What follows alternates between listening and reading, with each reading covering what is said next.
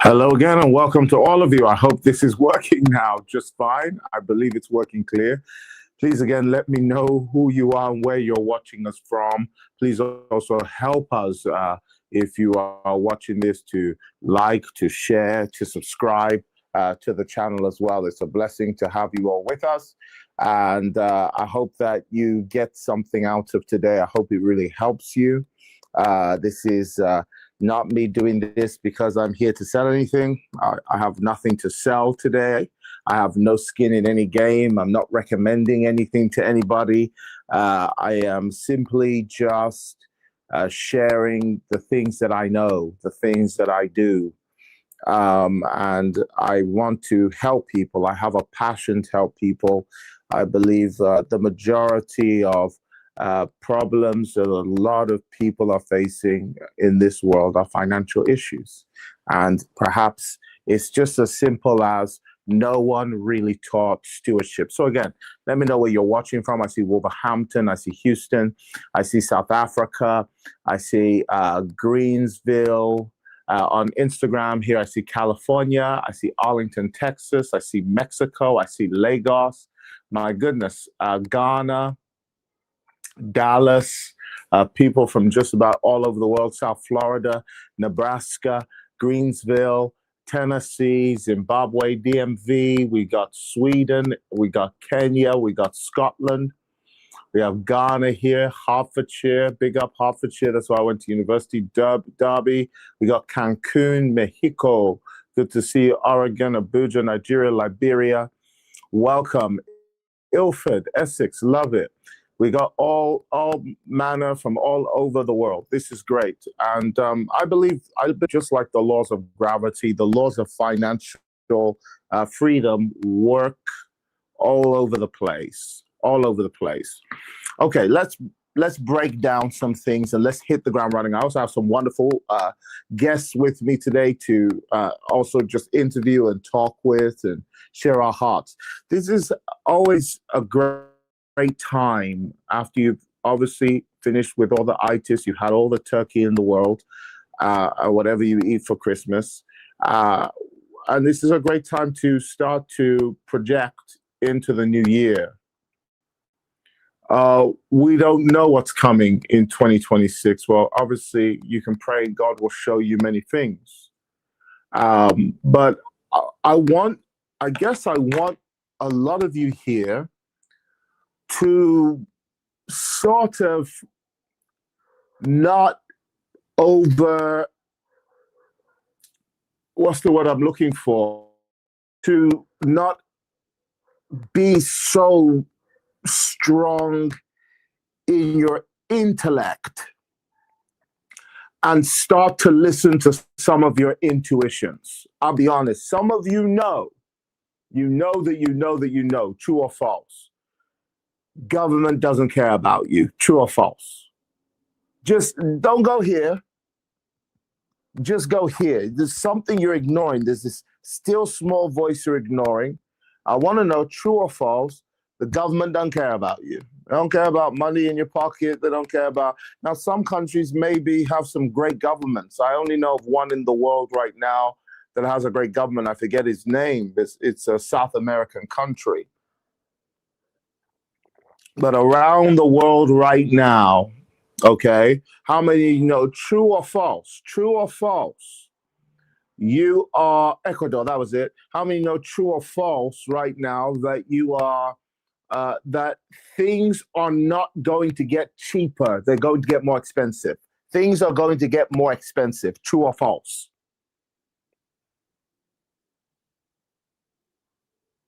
True or false?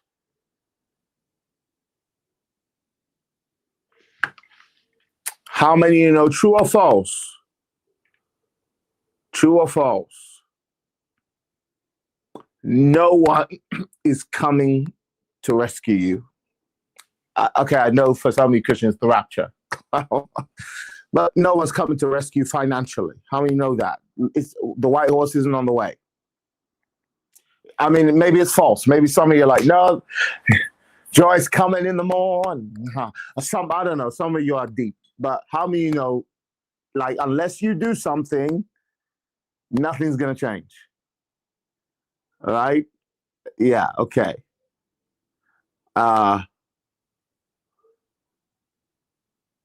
Okay, someone said false. The Lord blesses and gives us gifts and discounts. Okay, whatever. Now, how many of you know I'm going to leave some people in the Lululand today? I've decided 2026, I'm going to leave some people in the Lululand. I'm just going to let them live there. Yes. And they do them. And in 10 years from now, you talk to me and let's see where you are. Okay. I'm going to leave some people in Delulu country. I almost don't have the time, nor do I have the energy anymore to really.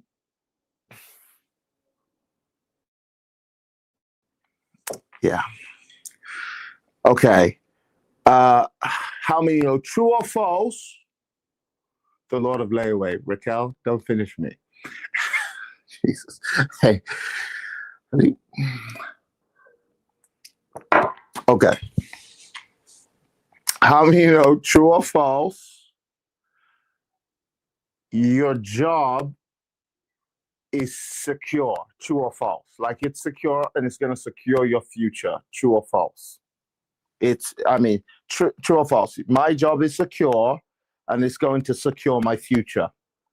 As in, everything's going to be fine. My job is guaranteed. Somebody like, which job? Precious Jesus. Okay. So you understand. See, some said true. Okay, you got a great job. Fine. Maybe, I don't know. I don't know. I don't know anybody's job who is secure. Okay. What most people in the world are suffering from, what most people in this world are suffering from is a few things. Number one thing that I would say most people are suffering from, as in, this is the disease worse than COVID. It's not,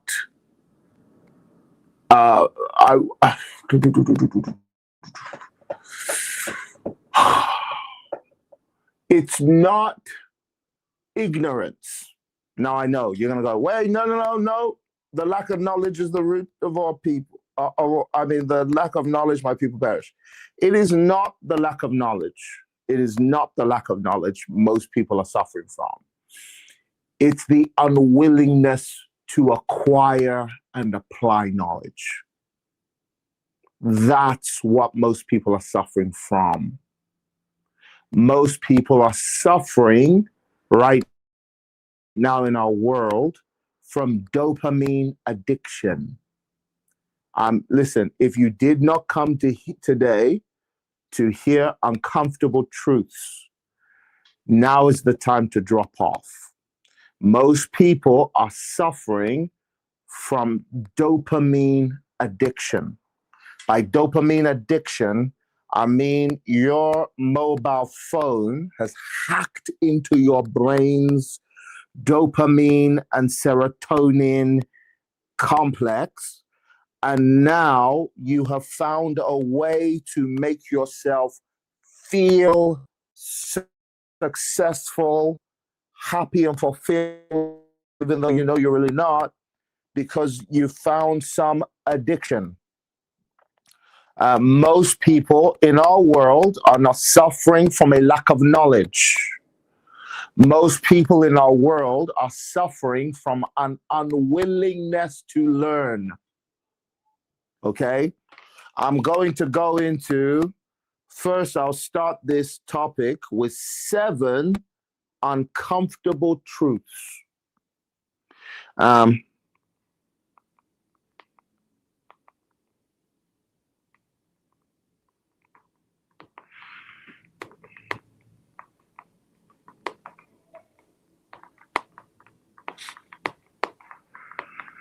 Here we go. I'm going to go through my 7 uncomfortable truths. Sorry, I had to find my notes. Okay. Number 1, uncomfortable truth. You can write these down if you want or not. It's up to you.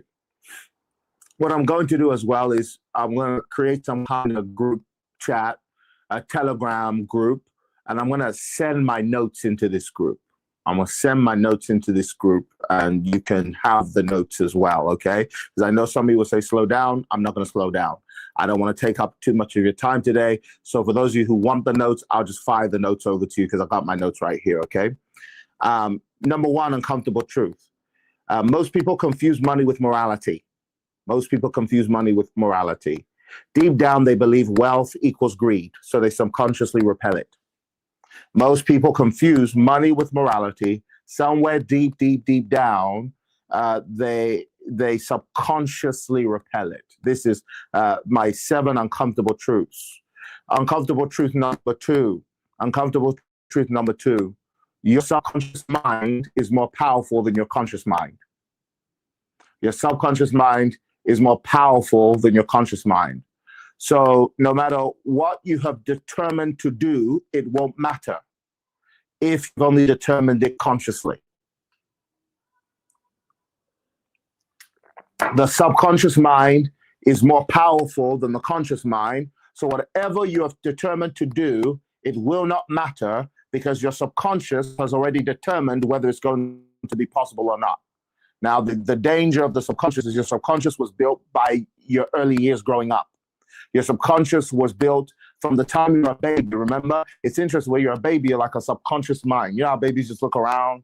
They're just sponges. You have to teach a baby Mandarin, just let them live in China, and the brain will sponge Mandarin. Even if the baby was from Nigeria, the brain will sponge Mandarin because that's the subconscious mind. The baby is the most powerful being in the planet because in the subconscious nature, they are a sponge. Everything they hear, they take. And then at some point, the conscious mind comes and puts a lid on it and says, well, from the subconscious things we picked up growing up and everything we saw around us, this is going to be our conscious life from now on. And you become programmed by the age of around 12, 13. You are now set for the rest of your life unless you change your subconscious mind. Uncomfortable truth number 2, most people want comfort, not responsibility. Most people want comfort, not responsibility. The truth is financial security means you sacrifice freedom. To be secure or to feel safe financially, it means I'm going to sacrifice freedom, which means I need a job. But to be free financially, I have to sacrifice security.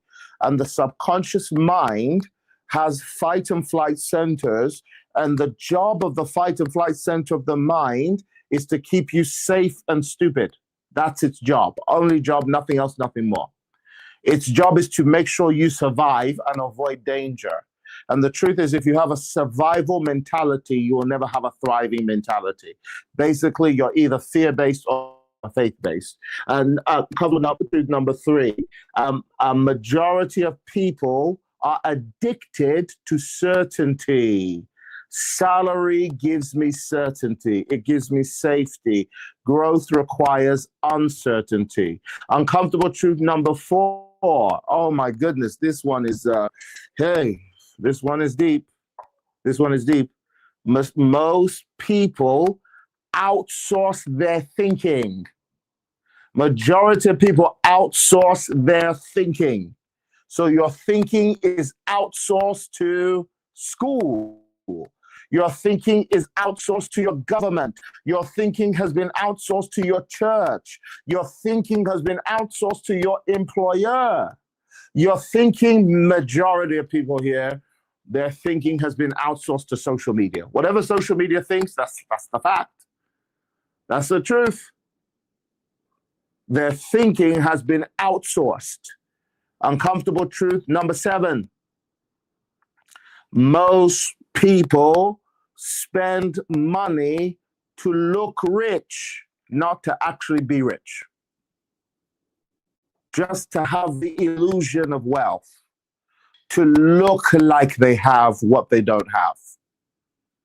Poor people spend money looking rich. Rich people spend money getting rich.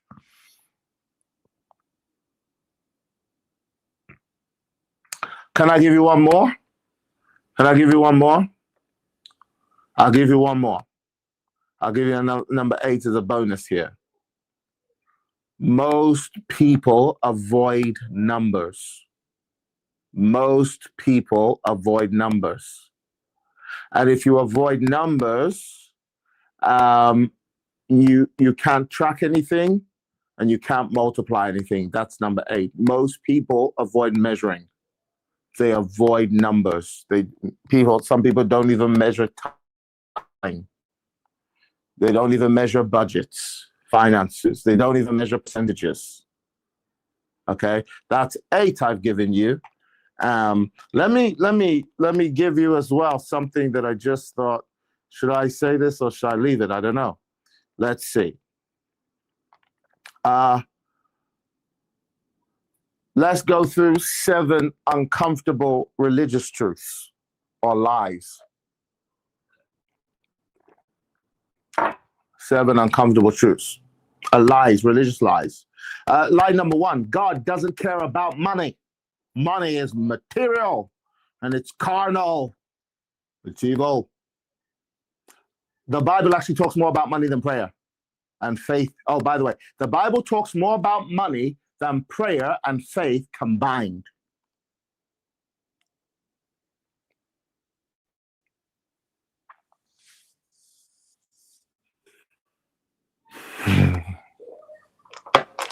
God didn't care about money. He wouldn't have given Abraham wealth. He wouldn't have given Joseph economic policies. He would have given Solomon riches and wisdom. Jesus wouldn't be buried in a rich man's tomb. Number 2, if God wants me wealthy, he'll just do it. He'll do it. He would have done it by now. These are your sovereignty of God guys. God is sovereign. And it's his sovereign will whether he gives thouest money or doesn't. God gives instructions, not lotteries. God gives instructions. Isaac had to sow. Peter had to launch out into the deep. The widow had to borrow. God does not give anyone money. God gives the power to prosper. Just like he hasn't made anyone sons of God. He's given to as many as received him, he gave them the power to become. So just because you got born again doesn't mean you're a son. You just have the power to become one. You have the potential. All God's given you is power to obtain wealth. Okay? Uncomfortable truth number 3. Poverty will keep me humble. Lack is holiness. The truth is, humility is a heart posture, not a bank balance. Humility is a heart posture. It's not a bank balance. Poverty doesn't make you humble. It makes you dependent on a system instead of stewardship. Uncomfortable truth number 4. Uncomfortable truth number 4. Money will corrupt me. Wealth will make me evil. No, wealth doesn't make you evil. Money just reveals what's already inside of you. It's a magnifying glass. If you put anything under a magnifying glass, it doesn't change what it is. It just amplifies it. So if you're already an evil person, money will just make you multiplied evil. If you're already a stingy person, money will just make you multiply stingy. Money is a magnifier. It's not a corrupter. Uncomfortable truth number 5. I should be content. I should be content in all things. I have learned to be content. The actual word content here that Paul uses is not content. The English is a bad translation. It actually means I learn to excel and press on. It means to excel and press on. Contentment is often complacency. Okay, number 6. Money is the root of all evil. Misquoted. Money itself is not evil. The Bible says the love of money, not money. And here's the real kicker. You can love money while having none. There's a lot of people who don't have money and they love it. And I'll tell you, it's near on impossible, not to be legally wealthy and love money. It's near on impossible. In fact, a huge contributor to poverty is the love of money. There's a scripture in Proverbs that says there's he that gathers much and has little. Why? And then there's he that scatters much and has much. Why? Because you cannot uh, um, uh, be an investor and love money. You can't. You just can't. Because you're going to have to despise it almost. You're going to have to give it away. You're going to have to delay your joys and gratifications, investing the money. Number 7, religious thing. God will provide, so I don't need to plan. Yeah, God will provide the power to prosper. That's it. He said if a man doesn't work, he should not eat. And if a man does not provide for the needs of his own household, he is worse than an unbeliever. Okay, well, there we go. I hope you've taken prerequisite level of Pepto-Bismol, because that's just the introduction. Now let's go into the main brunt of the things I wanted to share with you today. 3 things you've got to do to change negative mindsets around money. 3 things. Number 1.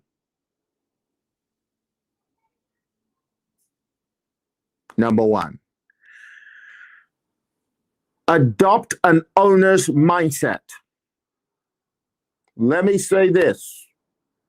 You are in control, not God. God is not in control. Let me let that sit and run through your mind for a while. God is not in control. I know now. You're sitting on the plane of life. You've been sitting there for a long time. Your feet have been up and you've been thinking God is flying the plane. But I've got news for you. You're the one who's meant to be in that seat. Yeah.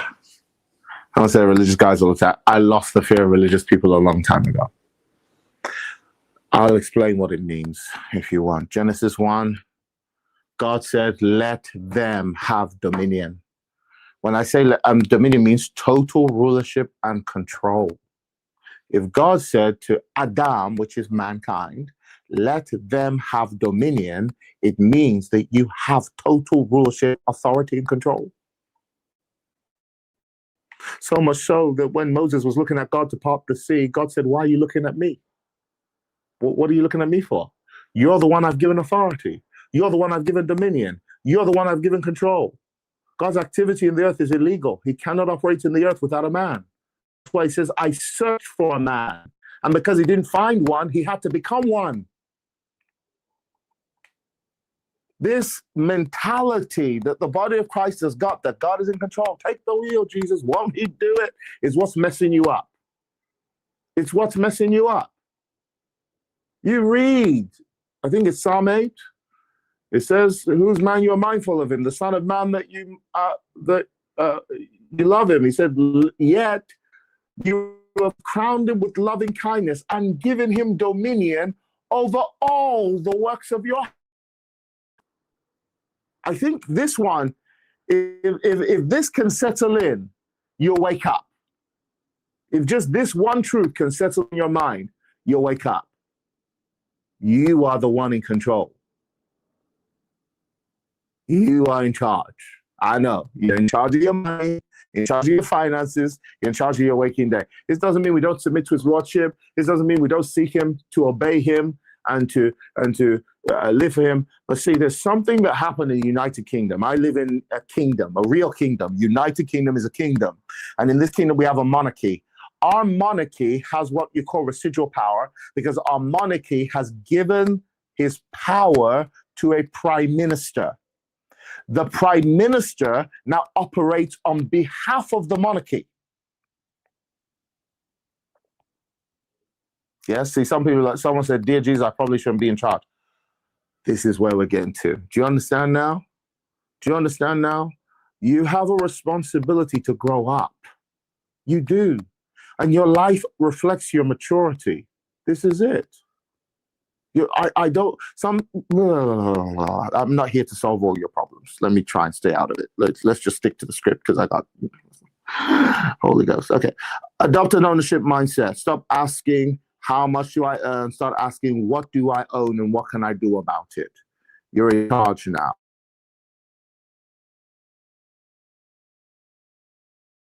You're not a sailboat as it is Disney. You take control of your life. Number two, switch from a consumption mindset to allocation mindset. Switch from from consumption mindset to allocation mindset. Switch it. Start. I know this Christmas you probably spent all your money right now, and the kids have probably broken everything you bought them. I mean, they're probably broken right now. They've lost it. They're screaming because their brother cried, and now you bought that 50, 500-pound toy, and they were doing a tug of war and it snapped. And right, you got to switch from consumption to ownership. Right. You got to stop consuming. You may have to tell your kids, I'm so sorry, this Christmas is too late now. We can't buy you gifts. We just can't. Do you know what we're going to do this Christmas? We're going to go out and we're going to help people. We're going to feed the poor. We've allocated some money because you guys are spoiled. How is Christmas the only birthday where we buy other people gifts except the celebrant? What's going on? We may have to change that. You got to move from consumption to allocation. This means you've got to stop giving your money assignment. You've got to stop giving your money assignments. Your money needs to go on assignment. You don't serve it, it serves you. You need to put it in your service. Your money now needs to serve you. This is your investing, your savings, your giving, your living, saving, investing, giving. You've got to allocate it now. And you got to think now in terms of assets and liabilities. That's how your brain has got to think from now on. Everyone say from now on. This is how I think. This is how I think from now on. Just say now. You just decided now. That's it. You're going to shift your state. You're going to say from now on, this is how I think. You got to stop thinking in terms of consuming and start thinking in terms of allocation. Okay? Final one you got to do. Compress time with education. Compress time with education. What do I mean by that? Everything in life is a sacrifice. Everything is an altar. Everything. For example, if I want a job, something's on the altar. What is on the altar when I want a job? Freedom is on the altar. But if I want to be free financially, what's on the altar? Security and safety is on the altar. Everything in life has an altar. Something is going to die. You have to give up to go up. Now, time is the currency. Whether you think life is not fair or not, time is the one currency God has given us all. And wealthy people don't think about money. They think about time.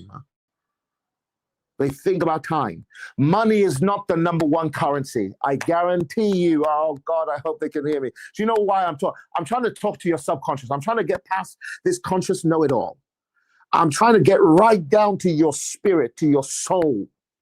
That's sometimes why we yell. I'm bypassing the old man. I'm trying to get right down to your inner child and say, listen to me. Stop being distracted. Start thinking about time. And start thinking about exchanging time. Instead of exchanging time for money, which is what you're doing at your job, exchange time for education. Like what you're doing right now. What you're doing right now is brilliant. You deserve a round of applause for this. You are giving your time right now. But you could be in bed. You could be watching Coronation Street or Desperate Housewives. You are giving that time right now for knowledge. Well done to you. Congratulations. I celebrate all of you. Yes?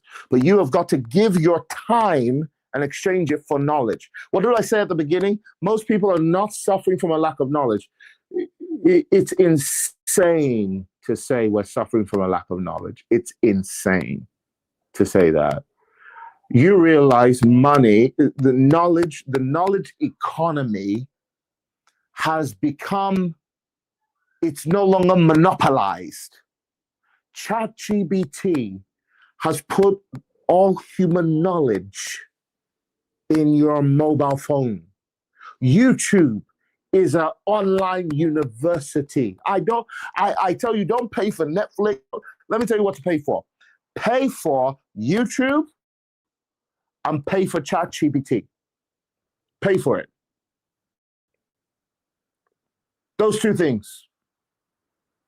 Knowledge is everywhere now.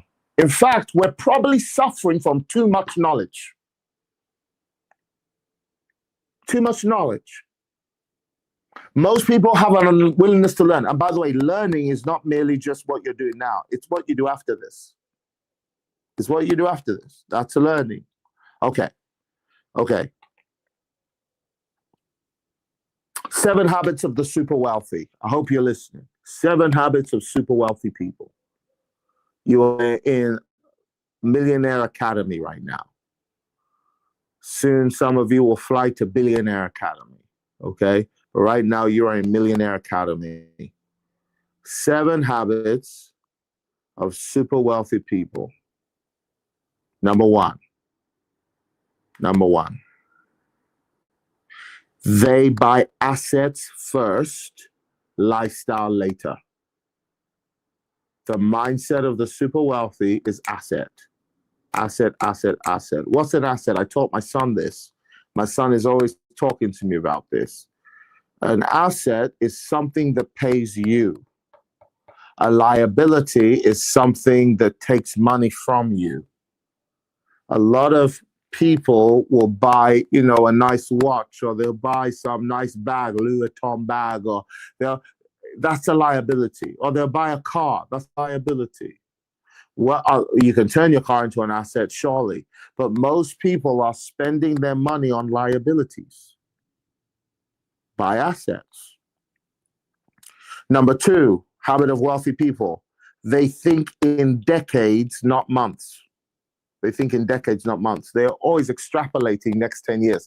We're not thinking about this year. We're thinking about next 10 years. Okay, 10 years from now, A, B, C is the next goal. They're always thinking about the future, and they're projecting into the future. Number 3, they obsess, this is a big one, they obsess over cash flow. Cash flow is the blood of business. So don't tell me who told you to leave your job to run business. Do I subscribe to the concept of good debt? You're going to find out about that later. Great question, though. Great question. And you'll find out later. If you stay tuned, you'll find out.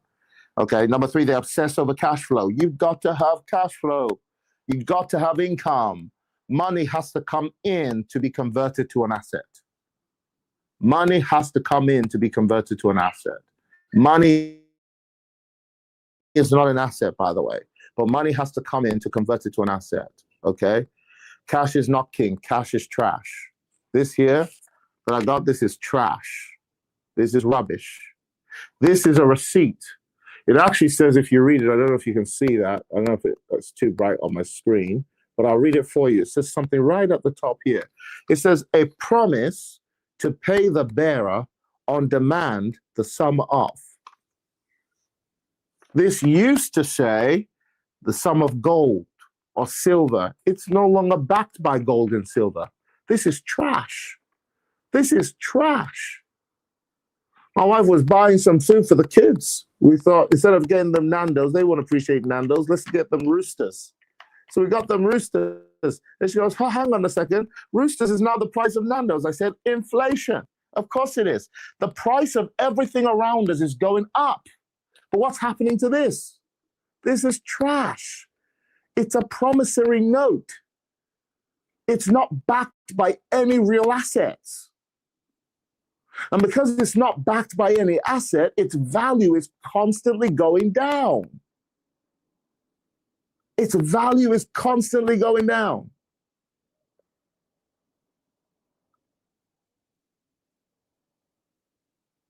You understand? So we gotta be thinking in terms of assets. Okay, they compressed. They obsess over cash flow. They use. Hear this, number 4. They use other people's money wisely. Okay, we'll be talking about that a bit later. Use other people's money.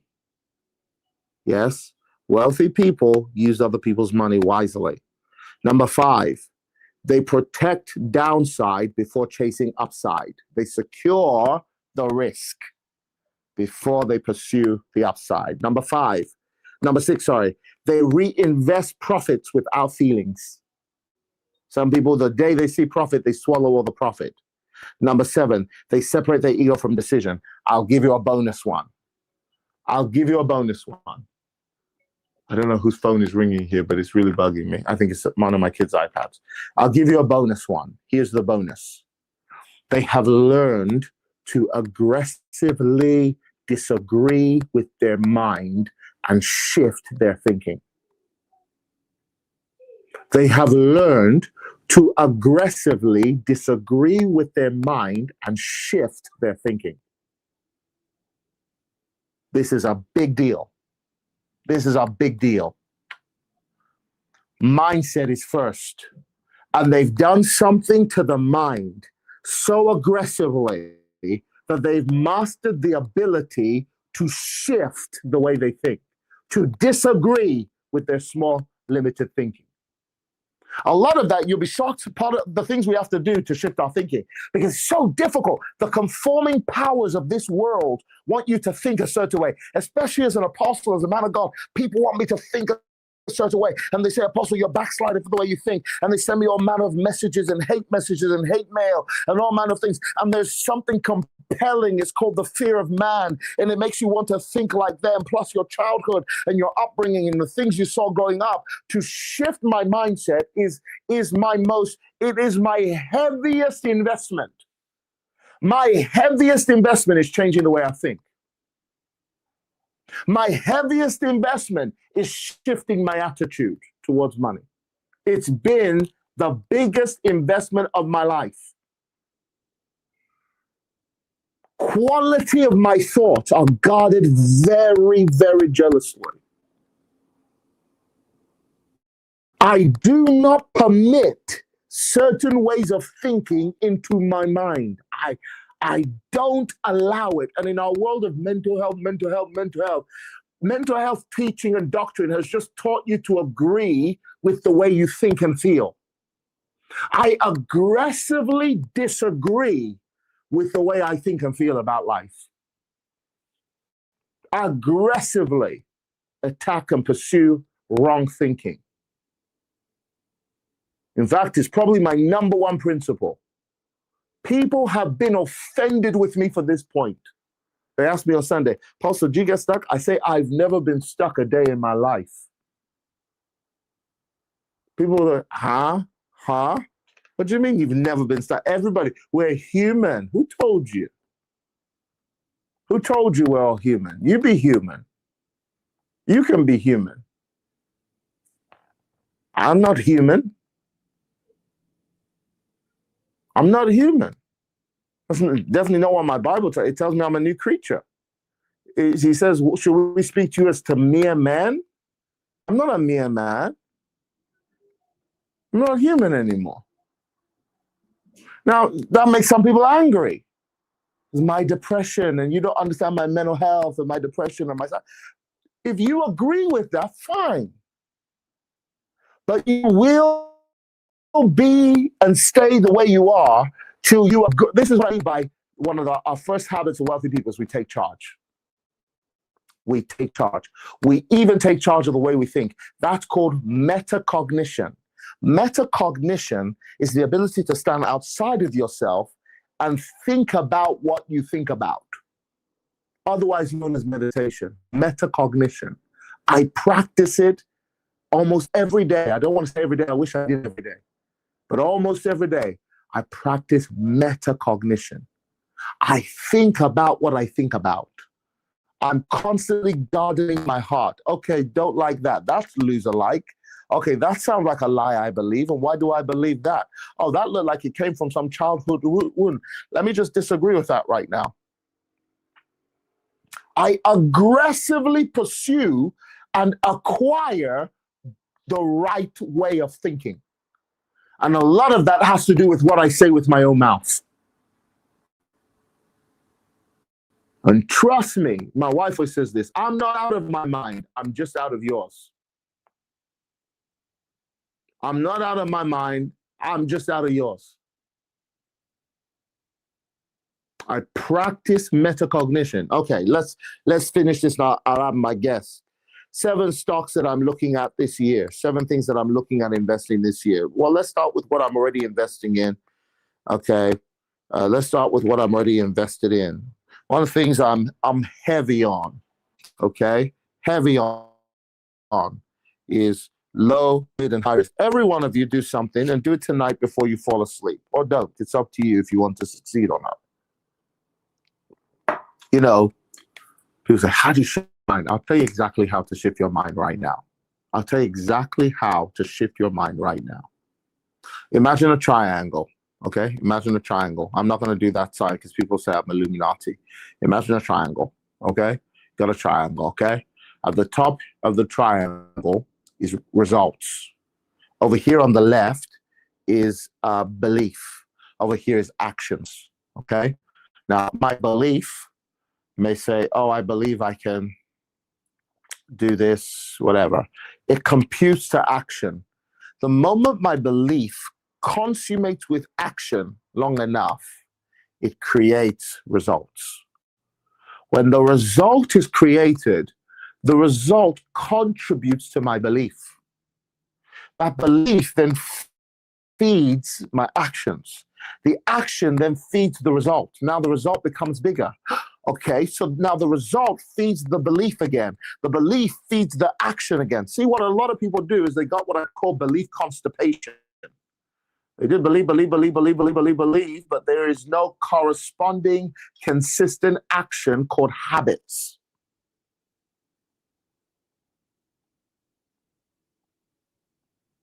Yes? And those habits compute to action. Okay? This is where we have got to get to. No, I will not prophesy over you. I absolutely will not prophesy over you. There is no amount of spamming the line that you can do to make me prophesy to you. Respectfully, no. Respectfully, no. And I'll tell you why. We have prophesied. And I'm so sorry, but you have over 7,000 promises in the Bible. So, listen. And the Bible says the word of God is a more sure word of prophecy. You have over 7,000 promises in the word of God. What am I going to tell you if you don't even believe those?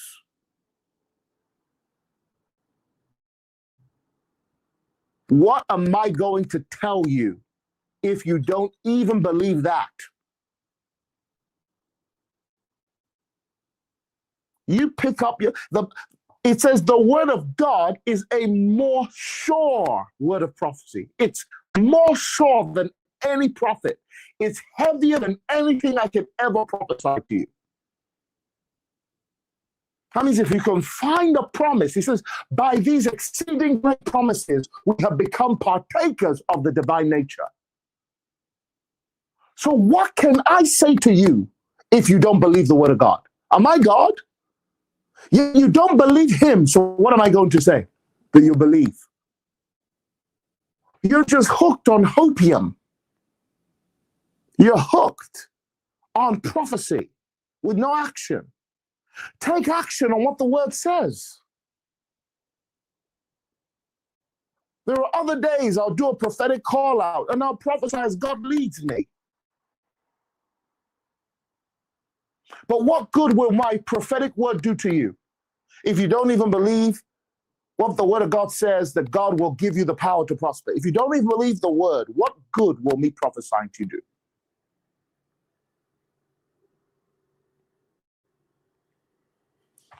Okay. I say that with love. I'm not saying that to shut you down. I'm saying that to tell you, believe. If I'm hard on you, it's because I believe in you. If I'm hard on you, it's because I care about you. Okay? So let's get back to focus. Listen to what I'm actually saying. I'm giving you something more powerful than prophecy. It's called instruction. Every day people are asking for prophecy. What about instruction? He didn't say prophecy is the principal thing. He said wisdom is. Wisdom is. Okay, so what am I invested in? What am I thinking of? What am I looking at towards the new year? Well, number one, what do I do when I got a little bit of money? I'm going to go through that in a minute. But what I did when I had a little bit of money, I knew I needed savings, right? Now, some of you have jobs, okay? I'm not going to knock your job, but if it's your only strategy, it's a poor strategy, okay? What I did when I had a job, since God knows when, I can't remember, it must be over 10 years now, I've been investing in this, silver. Silver, unlike gold is expensive. This is gold here. Look, this is gold. It's expensive. Today, this is, I think, 4,000 pounds now. It was 1,000 when I bought it. God knows how much this Bitcoin gold is here. God knows how much. But see, this is what I mean by the wealthy. I was broke, but I wasn't poor. What do I mean by that?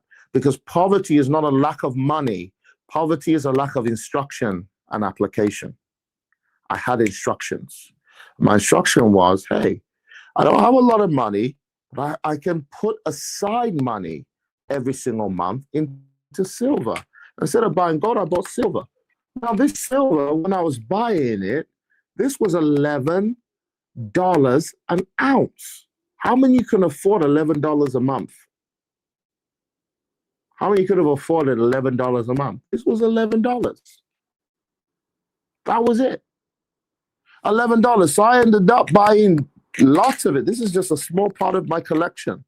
But I ended up buying stacks and stacks and stacks of just pure silver. I just kept buying stacks. Then I buy gold. And I buy gold. At that time, I could only afford gold the size of my thumb. Look at that. The size of my thumb. That little piece of gold was 50 pounds when I first started buying it. Just the size of my thumb.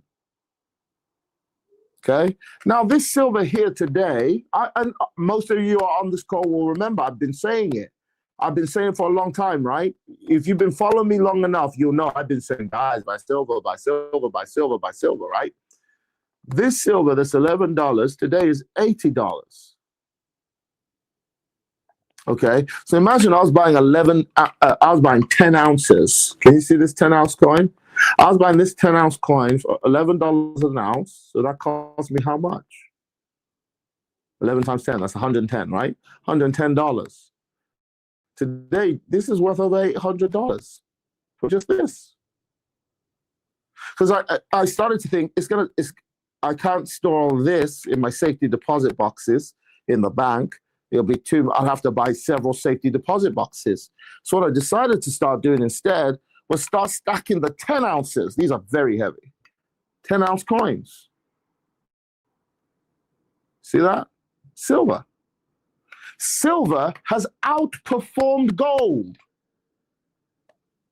Silver has outperformed gold. I think gold did like 60% last year. Silver did 127% ROI. Are you listening today? So even when I didn't have a lot of money, I was broke, I wasn't poor. There's a difference between broke and poor. One is a lack of money, the other is a lack of options. I was struggling my way out. You've got to struggle. You've got to struggle. You've got to fight. That's why God liked Jacob. He's a struggler. He's a wrestler. You've got to be in the struggle. You've got to wrestle. You've got to fight. I was putting one foot in front of another. At first, I started buying these rare numismatic coins. This is an MS69. It's Mint State 69, NGC sealed coin. This means that this coin is not just its weight value, it's also its year. This is from 2013. I have a very rare one here from Australia. 2013 as well. Rare silver piece here. I started buying these. Then I got rid of these, and I started just buying the silver eagles and the British ones, because here in England, I'm not here to talk about the rest of the world, but here in England, if you buy coins, look, I bought bars as well. Where's my bar? You can see here. Here's my silver bar. I bought bars as well. Listen, I'm not selling anything, so don't worry. I'm not here to tell you where to buy from, whatever. I bought bars. See that? And then I realized, hang on, I'm going to pay capital gains tax on this bar. I bought this bar, and I thought, if I bought this coin, because the coin in England has the official insignia of money, you cannot tax money. You can't tax it. Here in England, I'm not here to talk about your country, but you cannot tax money. So I started buying silver. Let me tell you something about silver and why silver is something you want to be thinking about. Let me tell you about silver for a minute. Silver is a consumable. No, let's start from the beginning. Silver is God's money. It's God's. Basically, you can't invent it. You can't make it up. It comes from stars. And unless you know how to create stars, you can't make silver and gold. It is God's money. Crypto is a new fad. It's a digital version of gold. I get it, blockchain backed. It's wonderful, but nothing in the world will beat silver and gold. Nothing will beat silver and gold. Okay, I'm not here to recommend anything. You can join my Telegram group, and I'll give you my recommendations when you join my Telegram group. But apart from that, stay to the end. Join my Telegram group. I'll post in there whenever I feel to post various tips and things that I'm looking at. But you cannot create it. It's God's money. Do you understand? This is God's money. The other thing about silver is it's not easily fungible. What does that mean?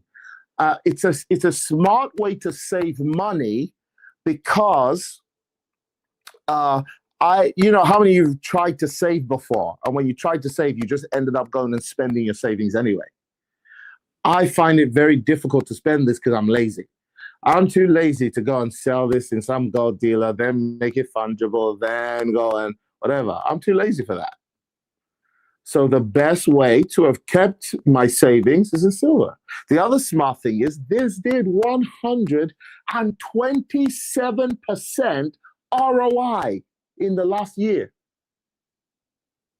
127% ROI in the last year. This is why I like it. Now, listen, nothing I'm saying today is financial advice. This is just me talking to my friends about what I do. I'm not telling you what to do. I'm not giving you financial advice. If you win or lose money, it's your business. It's not my business. Okay? I'm just telling you what I do. I'm not a financial advisor. I'm not a qualified financial advisor. I'm just financial, but I'm not a financial advisor. Okay? All right. So I started buying these. I started buying small gold. See that tiny little baby gold? Before I started buying the big league gold, the 1 ounces. Okay? So you collect these coins and you keep them in a safety deposit box, not in your house. God forbid your house catches fire, it will melt. Yeah, you keep them somewhere in a safety deposit box. You can pay £100 or so a month with your bank, a year, and they will keep it for you. Okay. Again, I'm not here to tell you where to buy. So I started this. The next thing I started doing was I started looking at stocks, paper stocks. Because you can either be in business or you can be an investor, okay? Being in business means people are working for you to produce your dream. An investor doesn't have people working for them. The investor has money working for them. The investor puts money on assignment, okay? Now, if you want a scripture, because I know you always need one, Ecclesiastes says, cast your bread into 7 ventures, yea, into 8. It says, put your money in 7 ventures, yea, into 8, for you know not what trouble will come on the land. Okay, So the next thing I started doing was researching the crypto market. I bought, and I told many of you that I bought XRP. I bought Bitcoin. I bought various things because this is the natural projection of the world. I'm not just buying it because of the crypto, I'm buying it because of my understanding of blockchain technology. I understand at some point we're going to have to crash the world economy. It's going to crash. It's not if, it's when. The global economy is going to crash. The way things are going is not sustainable. All governments are doing is kicking the football along, hoping that they're not the government that's responsible for the meltdown. But it will crash. This video will age very well, I guarantee you. World economies will fall apart and crash. Eventually, everything is going to fall. It's overheated. There is too much debt. Each new government is borrowing more. They are irresponsible. The world economy is going to crash. That's not a prophecy. It's a guarantee. You just have to decide if you want to be those people on the Titanic who are playing the violin like dum-dums, or you're finding a lifeboat. And I don't care if they say women and children first. It's me and my family first. That's all I think. Me and my family first. Then I'll think about my nation and other things. But for me right now, I'm taking care of my family. Government does not care about you and your family. I don't care if you vote Democrat. I don't care if you vote Republican. I don't care what you vote. It may make it easier for you, but just take care of your family. You and your family. That's for me and my household. Okay? Okay, so I bought Ethereum, I bought XR, I bought all these things, and they've blown up. They've done very, very well. Right now, people are asking, what's going on with XRP? It will retrace. Possibly even 70% of its value. And if it retraces, and gold will too, and silver will too, major dump is coming in both. And if it happens, do not message me. Because if it happens, that is wonderful news. The best thing that can happen for the investor is that the thing they're investing in becomes cheaper. And as it falls, the smart investor buys. Dumb investors buy things while they're rising. Smart investors buy things while they're falling. As Warren Buffett said, buy low, sell high. The smart investor buys when things are crashing. What got me into silver? It was $11 an ounce. Everybody was ignoring it. Nobody was really listening to me, except for me, my family, my dad, my wife listened. But nobody really was listening to me. Everyone was just saying, oh, Apostle, skipping my video, skip. Now look at you. All of you here, 600 people on here, 600 or so people on here. You're all listening to me now. When I was talking, all that time I was like that Noah in Ghana. And for some reason, all of you listen to him more than you're listening to me. I don't get it. Noah in Ghana had more of you listening than me. I just think, God, and all people who lost money, good for them. That's all I thought. Because I've been on social media giving you sense. And some guy in Ghana told you, I'm building some arcs and all of you come. And you left your country, dumb. And you went to Ghana and you sold your life. And you gave it to this man. And now this man has bought Mercedes. And all I could say was, good for you, my friend. Good for you. He bought a Mercedes. He bought himself a new house. He profited off of stupidity. Then he went to a rap concert and rapped. If you don't know about Ghana, Noah, then I'm trying to financial Noah here. I'm trying to tell you, listen, if you want to secure your future, this is how you do it. I'm telling you exact. Look, I'm not selling anything to you. I'm telling you, this is what you need to do. Secure. Do you know what Robert Kiyosaki predicted, Mike Maloney predicted? Do you know silver's not 80? Do you know predictions on silver one day? That silver will outshoot gold. And can I tell you why and how that is very possible? There will come a day, and this video will age well, silver will reach $6,000 to an ounce. Hear me say it. Sign Toby O'Reilly. Laugh at me if you want. There will come a day that this piece here will be $6,000 to an ounce.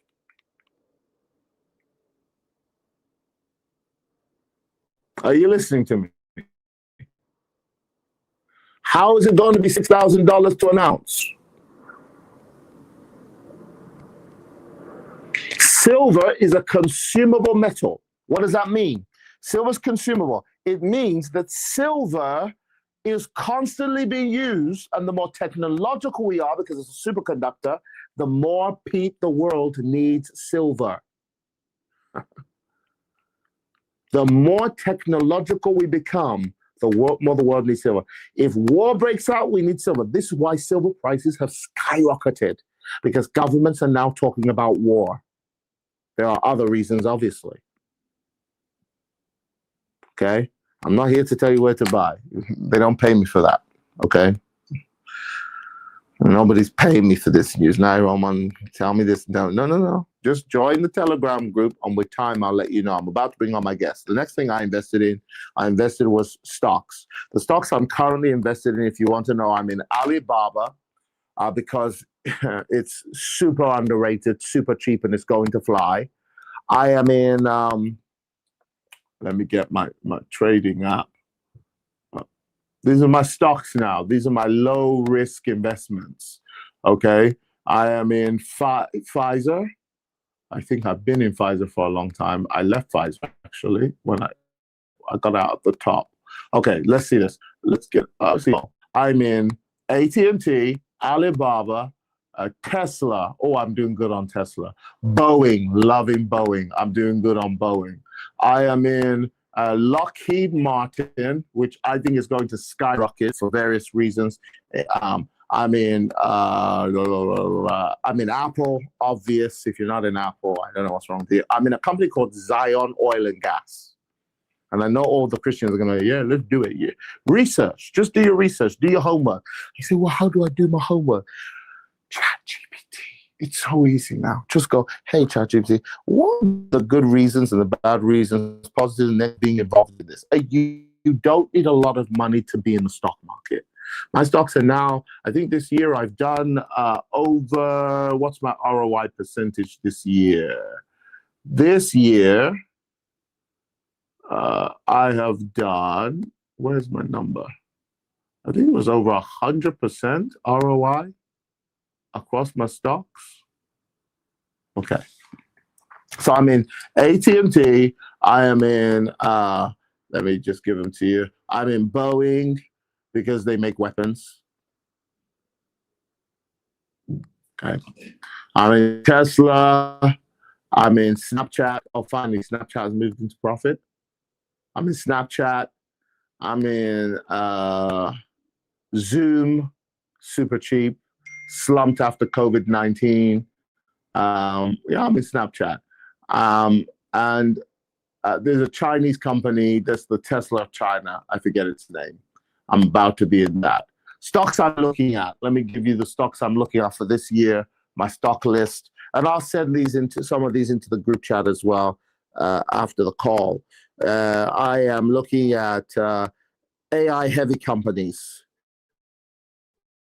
Okay, so I'm looking at NVIDIA, which is AI semiconductors. It's an obvious one. I'm mainly my stocks are going to be AI driven, blockchain driven, and defense driven. Those are my three things I'm looking at this year. So AI semiconductors, energy and electrifications, and power demand is exploding. So I'm looking at next era energy. I'm looking at cloud and data infrastructure. So obviously Microsoft, I'm already in Microsoft. I'm looking at defense and security, which is why I got Lockheed Martin. Defense and security. How many know that's going to be huge in the days we're coming into? Yeah, that's why I got Lockheed Martin. I'm looking at healthcare and biotech, with aging population. That's Ellie Lilly, who's doing really well in their company. You can research these. Obviously, cybersecurity is a big, big, big, big, big issue, and I predict something very bad is going to happen by way of cyber leaks next year. We got so I'm looking at Palo Alto Networks. I'm looking at index funds always like S&P 500 and all world ETFs. They're boring, they're consistent, and they have powerful compounding when done well. Okay. Um,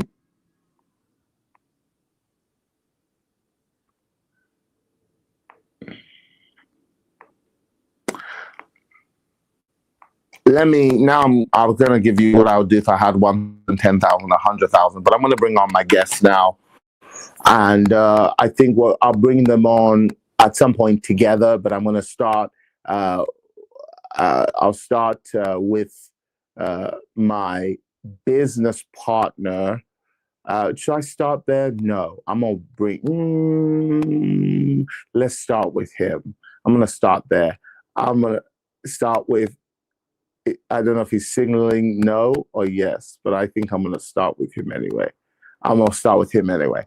I'm gonna bring on my business partner, a dear, dear, dear friend, brother of mine, and we're just gonna get some of his feedback, his thoughts. He is a super genius, not just in real estate. I call him a financial engineer. He just knows how to make money out of everything. He works some magic with numbers. I still don't get how he does it, but his level of knowledge and education is something that you want to listen to. Please welcome Justice. I don't know who our DJ is, but there we go. Hey, brother, how are you? Good. I'm good. I'm good. I'm good. How are you? Just been enjoying it so far. I was like, oh, I could see it all day, and then tap into this. Yes, we've been having fun. We've been discussing various things that people can do to think about their financial future. I don't know if you've got me running on volume in the background, but it's bleeding into your mic slightly. Oh, You okay. might want Again, to. 1 second. Yeah, I'm gonna take It's it not. down. It's not too bad. It's not too bad. We can take it. We can take it. It's not too bad. But what are Okay. your thoughts first of all? What are your thoughts when it comes to securing the future financially? I mean, it's interesting we talk about this, right? Securing the future financially, uh, from a Christian perspective, because obviously, we are faith driven people, right? Uh, there is a difference between a Christian who loves God and a Christian God can trust. There is a difference between people that just want to be successful or want to prosper, and there are people that God would actually entrust the wealth, because He says what He gives the ability, but He doesn't give that. Does He give the ability to everyone? That's the question. Does God give everyone the ability? I'm so That sorry. I don't know if it's just me, but your line kept going out for me. I don't know if it's just me or oh, if it's your line or if it's my side. okay. Can you hear me? Okay. But on Instagram, it doesn't look like you're glitching, so it might just be my laptop. But keep going anyway, because I think everyone else can hear you but me. Okay. Interesting. So yeah, the point I was making was it's it depends on who is pursuing this financial security or wealth, right? So my personal take on how do you secure your financial uh future or security, it, you cannot do it without investing. Period. You cannot do it without investing. You uh, you've given a few examples and channels and how people can invest. I would come from the angle of real estate, right?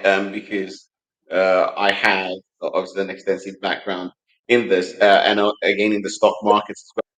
But when we talk about real estate, this is what I say: real wealth is real estate. Real wealth is real estate. Why do I say that? Because everybody needs a home. Recession, inflation, depression, suppression, whatever it is, everybody needs a place to stay. So this is my take. If you're going to invest in anything, you should definitely invest, or one of the things you should invest in is real estate. Now, But the see, biggest my thing, issue is most people don't have the level of money it takes to be a real estate. Now, I know that's a lie, by the way. I know there are ways you can get into real estate without having any kind of money. But the reason mm, why I start here is this is real estate. This is real. absolutely true, Silver and gold yeah, is real estate. It's from the earth. it is, it And is, it the thing is. is, why I start here is this is your lion and your bear before you face Goliath. If you can understand this, all real estate is this on a probably more grand scale. Mm. You see what I'm saying? It's this, but it's You're bigger. right. And You're if you right. can understand at least ROI, return, and all that using this, and you can have some basic chart knowledge, just basic chart knowledge, I think you're under, like the principles I understand from real estate come because of these small games I've been playing for so long. Mm. Right. So actually, it's a great question, and I think this is going to help a lot of people. When it comes to real estate, like the biggest misconception is the barrier of entry. It's true, depending on where you're coming in from. Uh, for example, if you're going to build a skyscraper, you're going to do a development, and obviously you're on to one, right? Very soon, doing a massive development. You're going to need money to do that, right? You're going to need money to do that. Mm-hmm.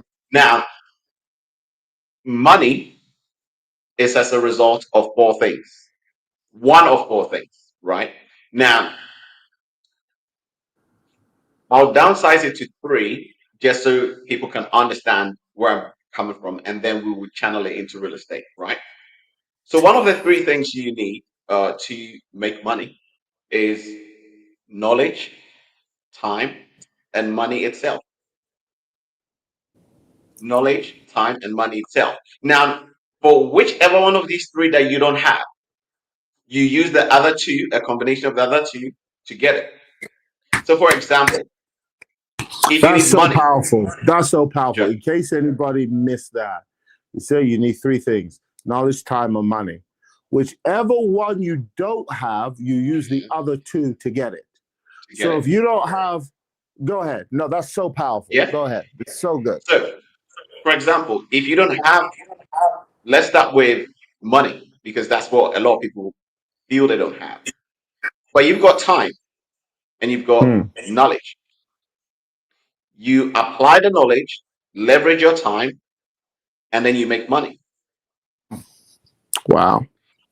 If you don't have knowledge with money and time, you can get knowledge. You go to school, you acquire knowledge. Like people are on here, they acquire knowledge, right? They're using their time. And if obviously to use the internet, you have, to have money and some data subscription. And so you're spending money and your time to get the knowledge.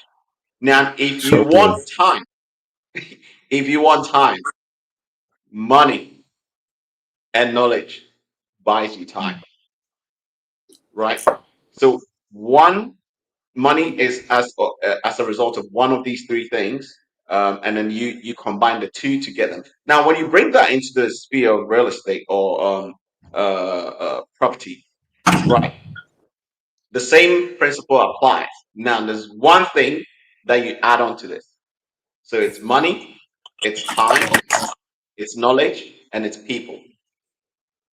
Hmm. So people that want to start out in property, uh, we helped out this person who they've been struggling. They've been trying to get into real estate. They're just trying to create another channel or vehicle for income. And they were like, "Look, we know you guys are doing great in real estate. How do we get involved? I've got people. I've got this, blah blah blah." He said, "But I don't know where to start from." I said, You said something important. You've got people. You may not have all the knowledge, You may not have all the time, you may not have the money, but if you have people who have the knowledge, the time, you're done. You've literally got all it takes to actually start um, prospering in this sphere. Right now, people will probably say, "Well, Rev J, when it comes to property, yes, you say it's knowledge and it's money. Let me help somebody out, right? There are different ways and strategies, so you can adopt in when it comes Let me to let property, me and I'm let going to me share. hold let me hold you for a second. Let me ask you Sure. something. Okay. Yeah. Yeah. Yeah. We dump you in, we drug you up, okay? We knock you Mhm. out. Sorry to say, we strip you and we dump you in the streets of Liverpool. No money, no anything, just a bank account, no money in there, okay? In fact, we'll give you a little bit of money. We'll give you no, we'll give you no money, okay? Mhm. Are you able to become wealthy? Passing from my knowledge point now. Yes, you have your knowledge. That's all you Okay. have. But we've dumped you in the streets of, I don't know, Liverpool or Brighton. You're naked, no money, nothing. Can you get to your level of wealth now? Actually, sending me to Liverpool is making my life easier. Tell me, in this scenario, what are you doing? Okay. You just Now, woken up, okay? You're yeah, naked. You found a cardboard box, you wrapped it around yourself. Go ahead, go from there. right. Awesome. Let's do this. I would actually love to share my screen. I don't know if it's a possibility, but No, no, no, no, no, no, no, no. We're not doing PowerPoints. Just yeah, no, break it's not it down to PowerPoint. me. I was gonna do a live example. I was literally going on right But you movers have to you have to do this live example quick because yeah, yeah, we yeah. got more. Right. No problem. No problem. Just I'm gonna do walk I'm me gonna do a through. quick Walk search. me through. What are you Yeah. doing? So this is what I'm gonna do.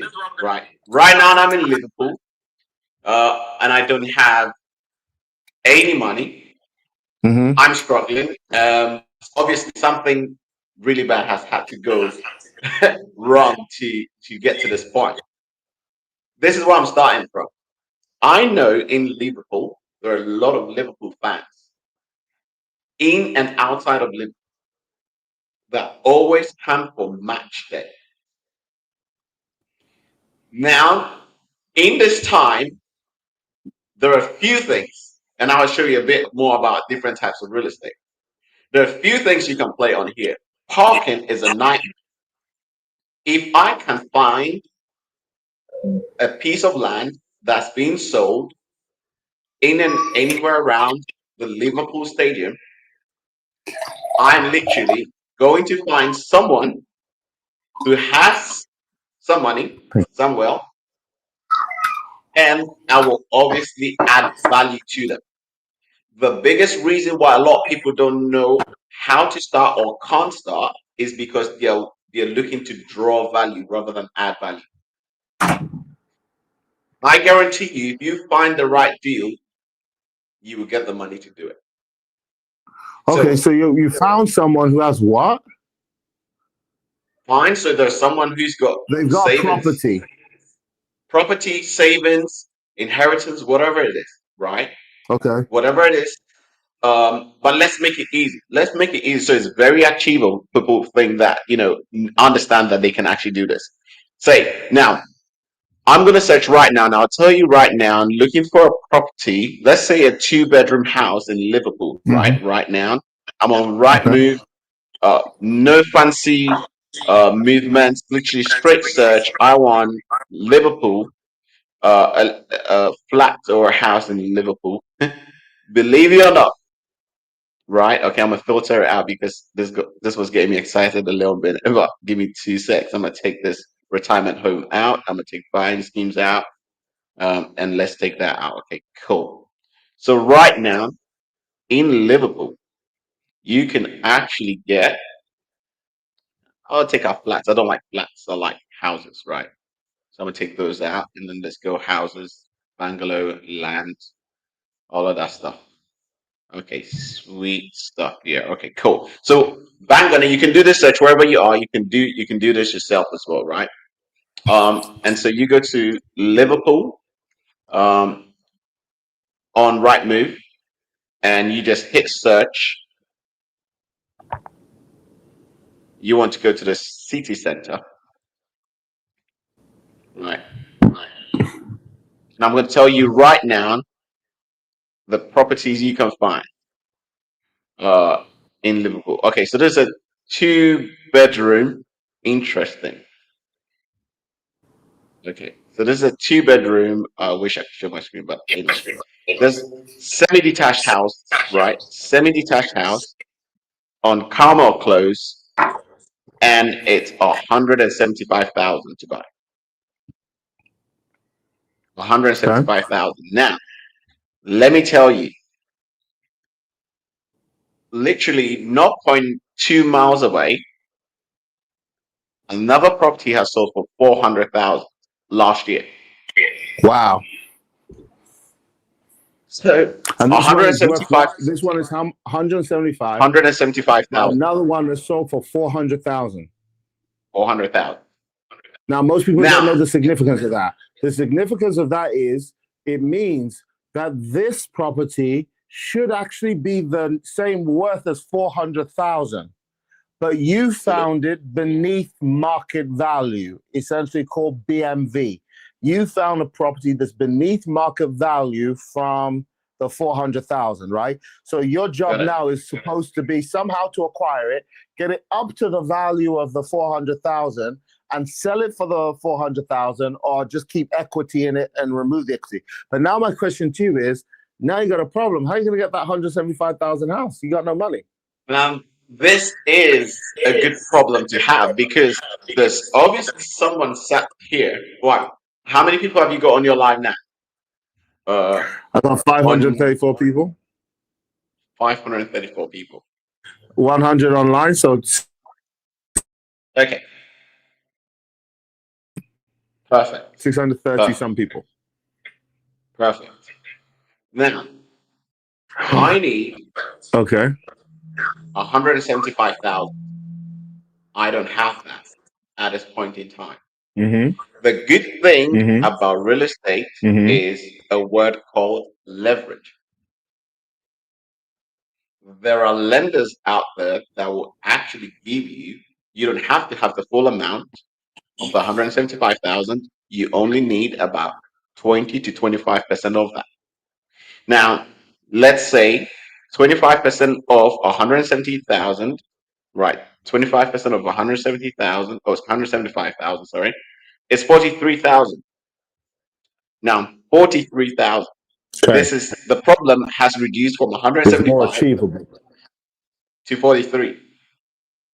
How many people on your live Good. have 10,000 in savings in a bank account that is giving them about Yeah, but 0.5%? listen, this is me. Mm, This is me. mm. Revro. This is me, or I have people. I'm talking about you are you someone who nobody knows you. Do you understand? Yeah. How are you gonna do that? 45K? Have you heard of a platform called Facebook? The channel, the platform Of that you what? actually detest? Have you heard of the platform called Facebook? Have you heard of a platform called Instagram? Right? Right? All I gotta do is put my backdrop of this opportunity and put it on my Instagram, put it on my Facebook. Go to networking shows. There are property events, right? You go to, and I don't want to advertise for anybody here, right? But one of these property gurus, right? They're doing £100 uh networking business or whatever it is, right? Now I've got a deal right now. What are those guys doing? They want deals. They want to invest. Hence why they're going to the property investing network meetings, right? So what I do, I go to the seminar Sure. and I'm looking for someone who is looking to invest, who can invest, and I present that opportunity. I can tell you, as long as you have a deal that actually makes sense, you'll be shocked how easy the money So comes. what you're saying essentially is there are people who are willing to give money because you have now got the knowledge and the time to find those kind of deals for people. So essentially, you just did a deal source. Indeed. Now, but how do I? I'm so sorry. The line is really, really glitchy, and I don't know if it's glitchy Yeah, for me or glitchy for right, everyone. But I think we're going too deep now. But this has been helpful. Now, what I'm going to do is I'm going to bring on my next guest to the program. I'm hoping the internet will sustain all of us. Okay, but I want to bring on my next guest to right. the show. Do we call it? I don't know if Eros is there. Are you there? In fact, before I bring on Eros, because Eros is going to come from a different angle. I'm going to bring on. I don't know if Jamie's there.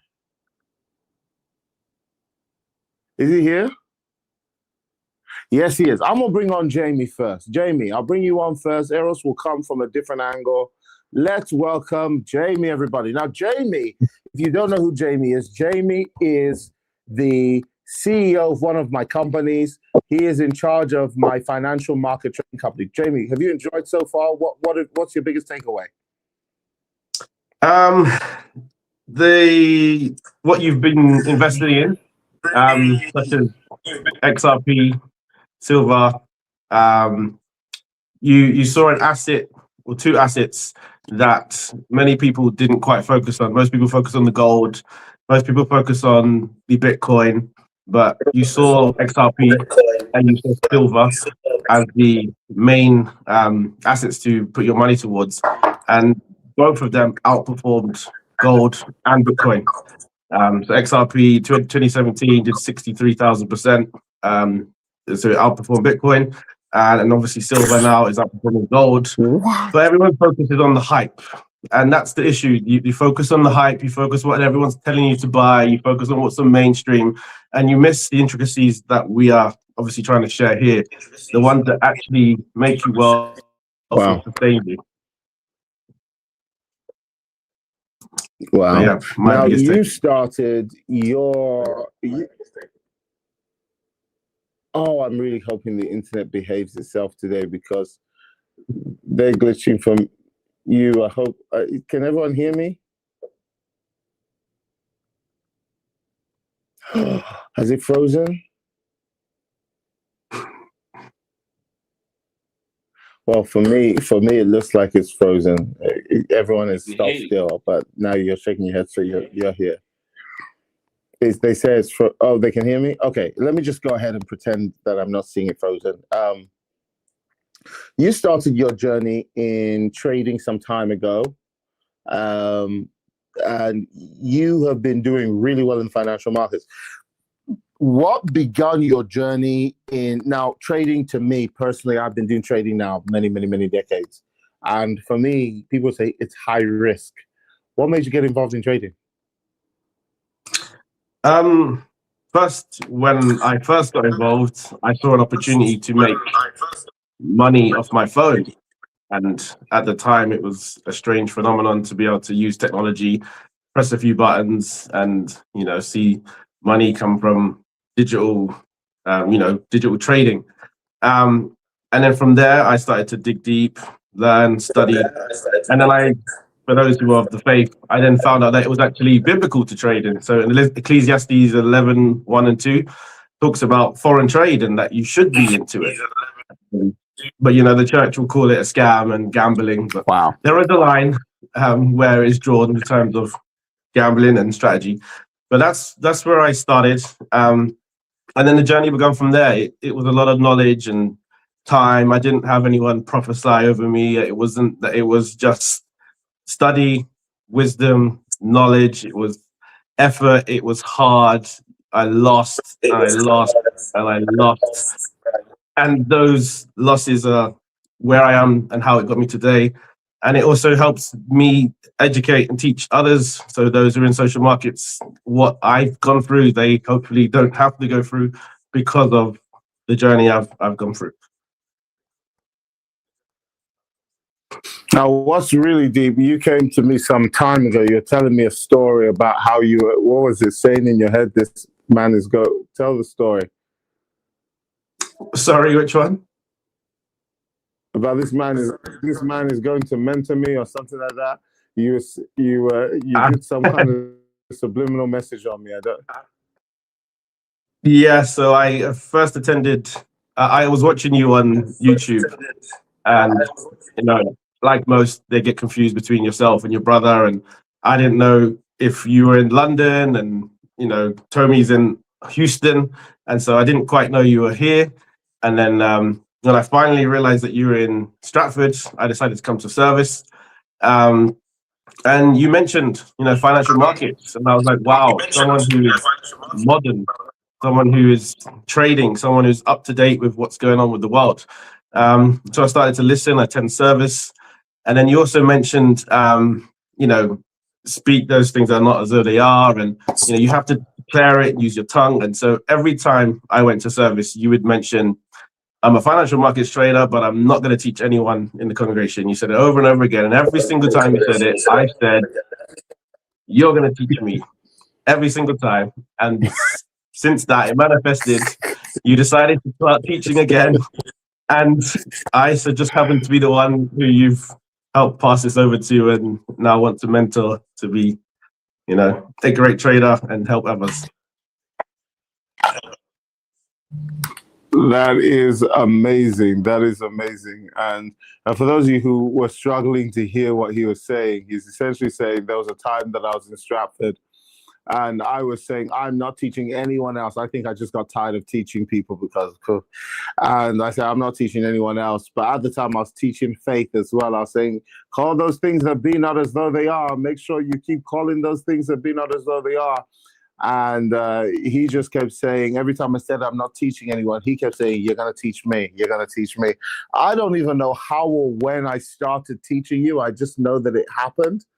And now you are essentially a guru in trading. And you have also developed a robot called Sniper.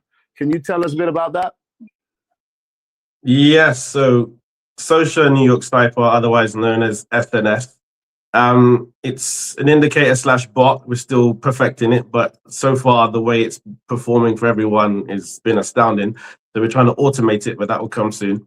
How it works is we basically trade one period of time of the day, which is New York session, the stock market open. And at that particular time is when the most volatility in the markets happen. You'll see US 30, NASDAQ, the S&P either go really high up or come really go down quite a lot. And we enter trades based on the strategy. And a lot of people have made a lot of money just on that. Sometimes it takes 8 minutes, sometimes it takes half an hour, but it's a simple strategy. You just have to press buy or sell, and the rest is magic. Awesome, and it's doing so well. I've been shocked by the results. I just keep telling you, we're not, by the way, we're not selling anything today. I'm not even launching this product today. I'm just letting you know we just got some amazing things that are coming, and I think we're going to probably launch that one in January, if I'm not mistaken, or February. Sometime we're doing some kind of event, and we'll launch the SNS. It's essentially now what we've developed is you no longer have to learn first. You can earn, and you can learn later. You could just follow exactly what we're trading because of the robot will give us indications. We send the indications, and it goes ahead from there. Next, I want to invite. I'm gonna just delete someone from this chat because it just. I'm sorry. I shouldn't be looking at the chat, but OCD being OCD, I just want to remove. Thank you, Eros, for doing it for me. Oh, no, you didn't do it. I thought you did it. I thought you saw what I wanted to delete. Let me just remove the person before I get annoyed. There we go. Let's just get rid of you. I'm sorry. Okay. You know, when you say magic, it's magic. You're not literally saying. Do you know what I mean? Does anyone understand my weariness with Christians? You know when it's like you say, "Oh, it's magic." You're basically. Do I have to explain it? Do I have to explain that I'm not talking about juju? Do I have to explain?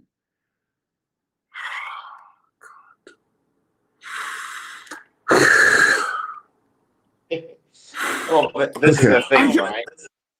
I just I don't think understand. I think we need to do a live on the religious spirit, just focusing on this demon, because I don't get it anymore. I just don't get it. Surely we have reasonable enough common sense that we know. Anyway, I want to invite to the stage next Eros. Eros, please. We're going soon, but please, Eros. What Eros comes from the angle of education. Eros comes from the angle of knowledge acquisition, and that's what I've really loved. Eros is in charge of my company, Winner's Circle. Now, Eros, can you do something as well while you talk? Can you drop the Telegram group here so people can jump on the Telegram group afterwards, and they can just be part of or in the know. I don't know what we're going to call it, but I'll just put them in the know of what I'm doing, what I'm thinking on, what stocks I'm looking at, what results we're achieving. You'll have a real behind the scenes as we're building wealth in 2026. I'm just going to drop some exclusive material in that Telegram group. The only thing I ask is don't mute that Telegram group. Don't be an idle participant in the Telegram. Really engage we're going to make it a broadcast chat, I think, as opposed to a chat because I can't stand chats. We're going to make it a broadcast chat, and only a few of us can chip in. When we see a deal, maybe a property, real estate, we'll just post it there. If I'm thinking of a stock, I'll post it there. If there's something I'm going to invest in, I'll just share it with the group and say, guys, this is what we're looking at, and this is what we're thinking on. Gosh, sorry, that comment. Whew. Eros. I feel like brain cells just committed suicide. Literally, they just said, I've had enough, and jumped off a cliff. Come back. Okay, Eros, please take it home. What is the importance to you of education? I mean, you are someone who the reason why I love Eros, let me tell you why I love Eros. Eros came to me years ago. And Eros, I needed someone with a particular skill set to help me launch one of my companies. And Eros said he knew how to do it, even though he had no idea what he was doing. He had zero idea. He did not even know what I was talking about. He just said, I know how to do it. I'm your expert. I'm your guy, and I'm going to get it done. And he was bold enough to say it in the room, even though he had no idea. Then he left that day. Now he left, but he said God told him come back. I'm sitting in my living room. He doesn't know I've got Ring doorbell or whatever, and I can see what you're doing. He is at my door, psyching himself up, and he's like, "Hey, Apostle." No. So, Apostle, I've got no. Apostle, and I am just having the most entertainment watching this guy squirm at my door, trying to figure out what to say. But let me tell you what I love about Eros. This is one of the fastest learners I have ever met in my life. By that I mean learner. I don't mean learning useless things. He is a fast adopter of new things. You know what I mean? Like, there's a new AI. I'll send it to him. He's already mastered it. Hey, Eros, I'm thinking about this. He's like, there's 3 AIs that can do that. He's on the edge. He's someone you need in your team so you don't become a Nokia or a BlackBerry in life. He's always on the edge of new things, new technology, new things that are coming out, new things we should be looking into. So he's helped me build my sales funnel, my sales processes. He's built all my courses. I taught him how to sell. So what was your biggest selling day? It was actually My biggest day I think was 10K, but we've done 180,000 in a month. I think A we've done hundred and what? 180, I believe it was. £180,000, not naira, not It was even dollar. pounds. GBP in sales in 1 month. Eros, over to you. Tell us the importance of education. Thank you, Chief, and thank you for having me on here. I think what education I actually learned since I was young that everything is figure outable. You can figure out anything. Um, I whether I was in school or whatever it was I was learning, I'd always know there's a trick to this, and it's just something I don't know. So I think what I've learned about education is that, like you said, with AI and everything, it's actually so easy to get, and the effect that it can have on your life is insane. So for the story with you, for example, you said that you were looking for someone to build you an online community. And what actually happened was you said that as I walked past you at church, and I knew nothing about building it. So I just walked up here. I said, "Oh, sir, did you say that you needed someone to build this for you?" He said, "Yes. Can you do it?" I just said yes without thinking. That was on Sunday. You said, "Okay, come to my house on Wednesday." I did nothing until Wednesday morning when I was driving to your house. I said, "Oh my goodness, I'm driving to Apostle's house and I have no idea what I'm going to talk about." So in the hour and a half drive, I went on YouTube and I just watched videos on how to make a community on Kajabi and everything. But in those 45 minutes, I got this knowledge that carried me for like the 3 to 6 months that we used to build, Tap. And I think that the bar is actually not as high as people feel like it is. It's really, you just have to have this willingness to learn and understand.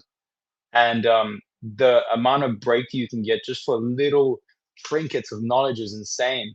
Like when you taught me how to sell, that you taught me for, like, you spent quite a bit of time with me, but in, like, let's say an equivalent to 2 days worth of teaching, you taught me a skill that brought in, like you said, 180,000 in a month.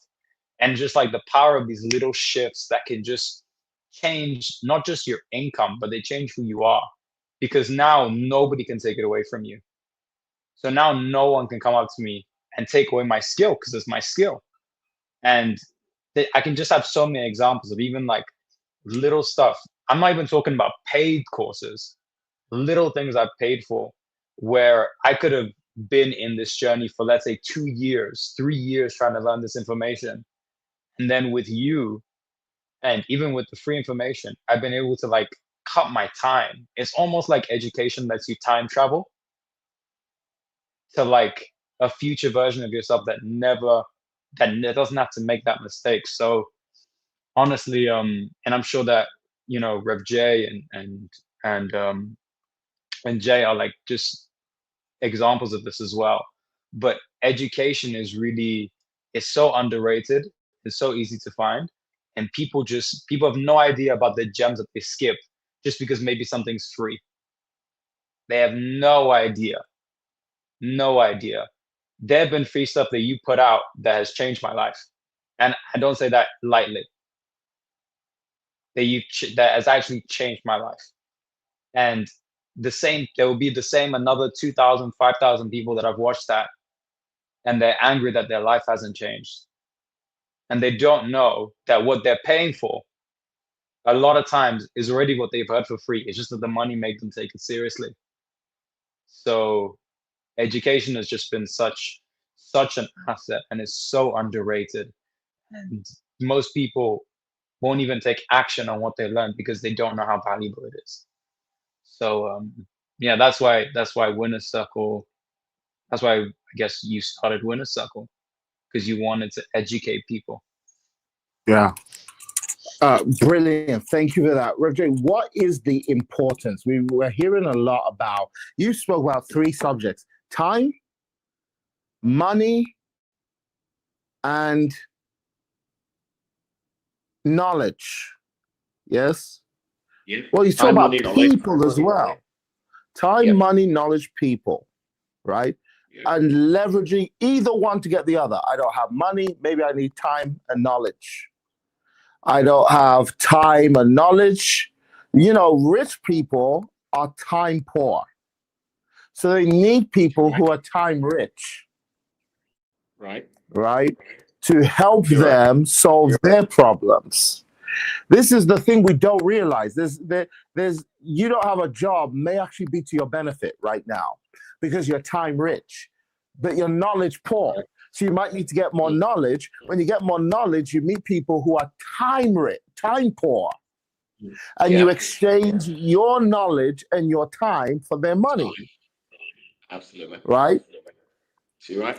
Of the four, if I could only give you one, you can only have one. Time, money, knowledge, or people. You're only allowed one. Which one are you going for and why? Wow. It's a tough one. It's a tough one when it gets narrowed down to two. Because now we got time, we've got money, we've got people, and we've got knowledge. Bible says, whatever you do, get understanding, knowledge. Like our, it's two things for me, bro. It's money and knowledge. Because with money, I can buy the knowledge, and with the knowledge, I can get the money. So it's one of the two for me. But if I'm gonna choose just the one, good lord, um, I'll take the knowledge. Brilliant. And I think me too. Let me ask this. Let me ask this of Jamie. There seems to be a missing ingredient for most people, and it's action. It's actually, honestly, I feel like it's taking action. Some people, for example, they're on this call hearing things they already know. They've just never taken action. What is stopping people? Or when were you ever in a time of inaction in your life? What kept you there? And what's stopping people from taking the actions they need to take? I think fear is usually the biggest thing that stops most people from doing anything, taking action, whether it be trading, be fear to enter the trade, fear to come out, fear to take profits early, fear of man, fear of missing out. I think fear is a huge one, and fear of man is a massive one because people are so worried about what other people think that they don't move. And when you realize that other people's opinion doesn't actually matter, a lot of people realize that later on in life. You always hear older people regret is number one for them, but it's because of fear. They were scared to reach out or do certain things because of what their friends or what people online or whatever would think. But fear for me, I think, will hold a lot of people back. Fear of success as well. It's not always fear of loss or pain. It's sometimes some people are scared of making money or scared of winning. They don't know how to, comprehend that amount of wealth or that amount of knowledge or the opportunity that they've been given because of fear. So yeah. Okay, I think you've identified the crippling thing here. Because I'll tell you, most people say my problem is knowledge, don't have enough knowledge. Some people say, no, it's not knowledge, don't have enough time. Some people say, no, it's not an issue of time. It's actually an issue with all the things you just mentioned, that we use them as scapegoats. So what someone's reason is someone else's excuse. I don't have enough knowledge. I don't have enough time. I don't have enough people. I don't have enough money, right? Did I say all of them? Money, knowledge, time, and people. I don't have those things. And people, but really behind it all is this invisible, powerful spirit called fear. And I think it's worse when that fear also has a biblical excuse. So most people actually can use the Bible to sort of solidify, stamp, and endorse the fear. And unfortunately, when it comes from God, you've got no hope at that point. Once you think even God, you should be the way you are, then you've got no hope of all people. You're the most hopeless. How do you finally kick fear in the butt? Because all of us at some point, let's be real, let's be humble, we were afraid at one point, right? Or were we all born go-getters out there? You know, you just mentioned, for example, Rev J, you mentioned if I had no money, then I go to the place where the network is. The obvious reason people aren't going there is fear. You and I go to real estate meetings. How many black folk do you see at those meetings? They're not even there. They don't even think they belong in the room. Right. It's all middle-aged Right. white guys, and God bless them. I love them, but there's no black folk in those rooms because there's a way that you've been trained to think and believe. How do you even break years? Some people have lived with themselves over 30 years, right? How do you even break 30 years of subconscious programming? How do you even break the fear? How? Because we spoke about so See, many things. We haven't spoken about the elephant in the room, and the elephant in the room is fear. fear. How do you, because 2026, we've got to bury it. How does advise someone on this call the way you did? How did you break fear? Well, I'll give you an example. Uh, When I first wanted to buy a car, my first Land Rover that I bought, I did not believe that people like me were actually allowed to walk into the Land Rover showroom. I was so afraid. I'll always drive by it, and I was like, these cars are really nice, but I never believed that I actually qualified to be able to walk in there. And one day, well, by God's grace, I started progressing in life somehow, and I wanted to buy a Range Rover Evoque. At the time, I was like, okay, this is a great car. It's fancy, it's cool, and all that. And God said to me, why can't you stretch your faith and trust me for bigger and better? I was like, good Lord, like the Range Rover Evoque on its own, that is a test of faith. Like this is me stretching, and this is God saying there is more. I was like, and he says to me, and they had just released the Discovery Sports sport version thing, and he said, go for that.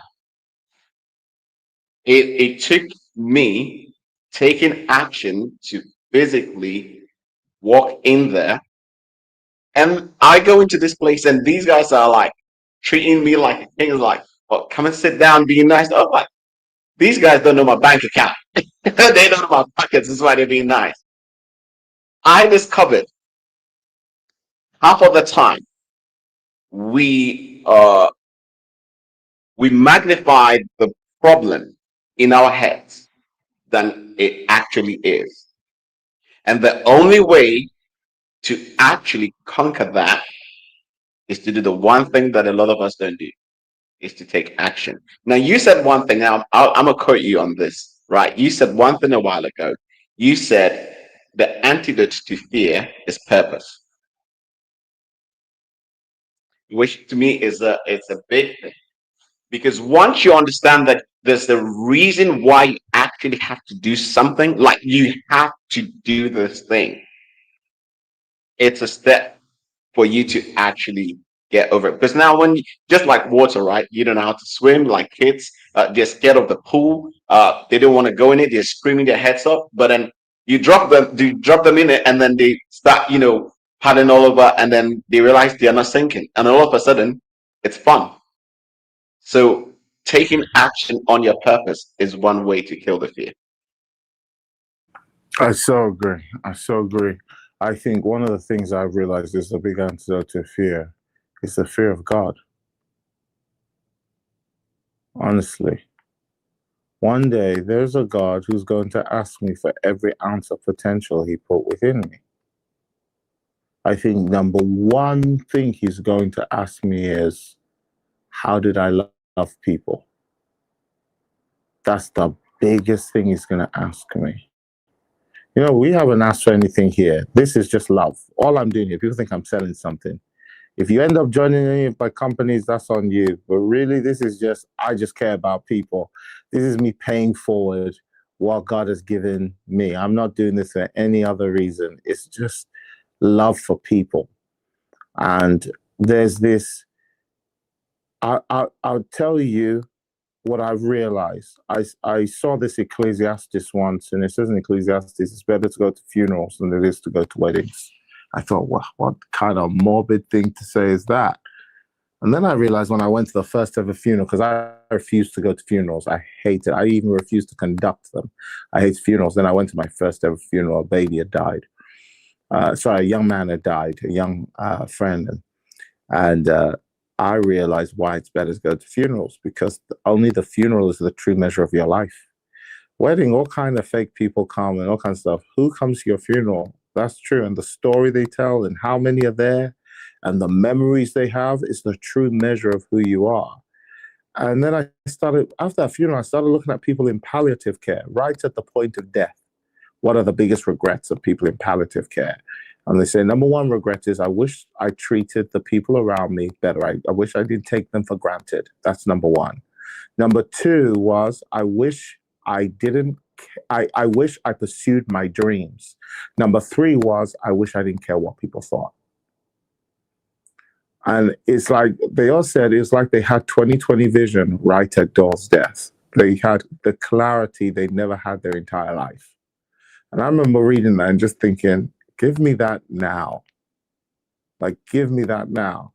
Then I started looking at NDEs. That's what I mean by aggressively pursuing a mindset shift. I started looking at NDEs, near-death experiences, people who have died and literally seen God. And the first thing God asked almost all of them was, how did you treat people?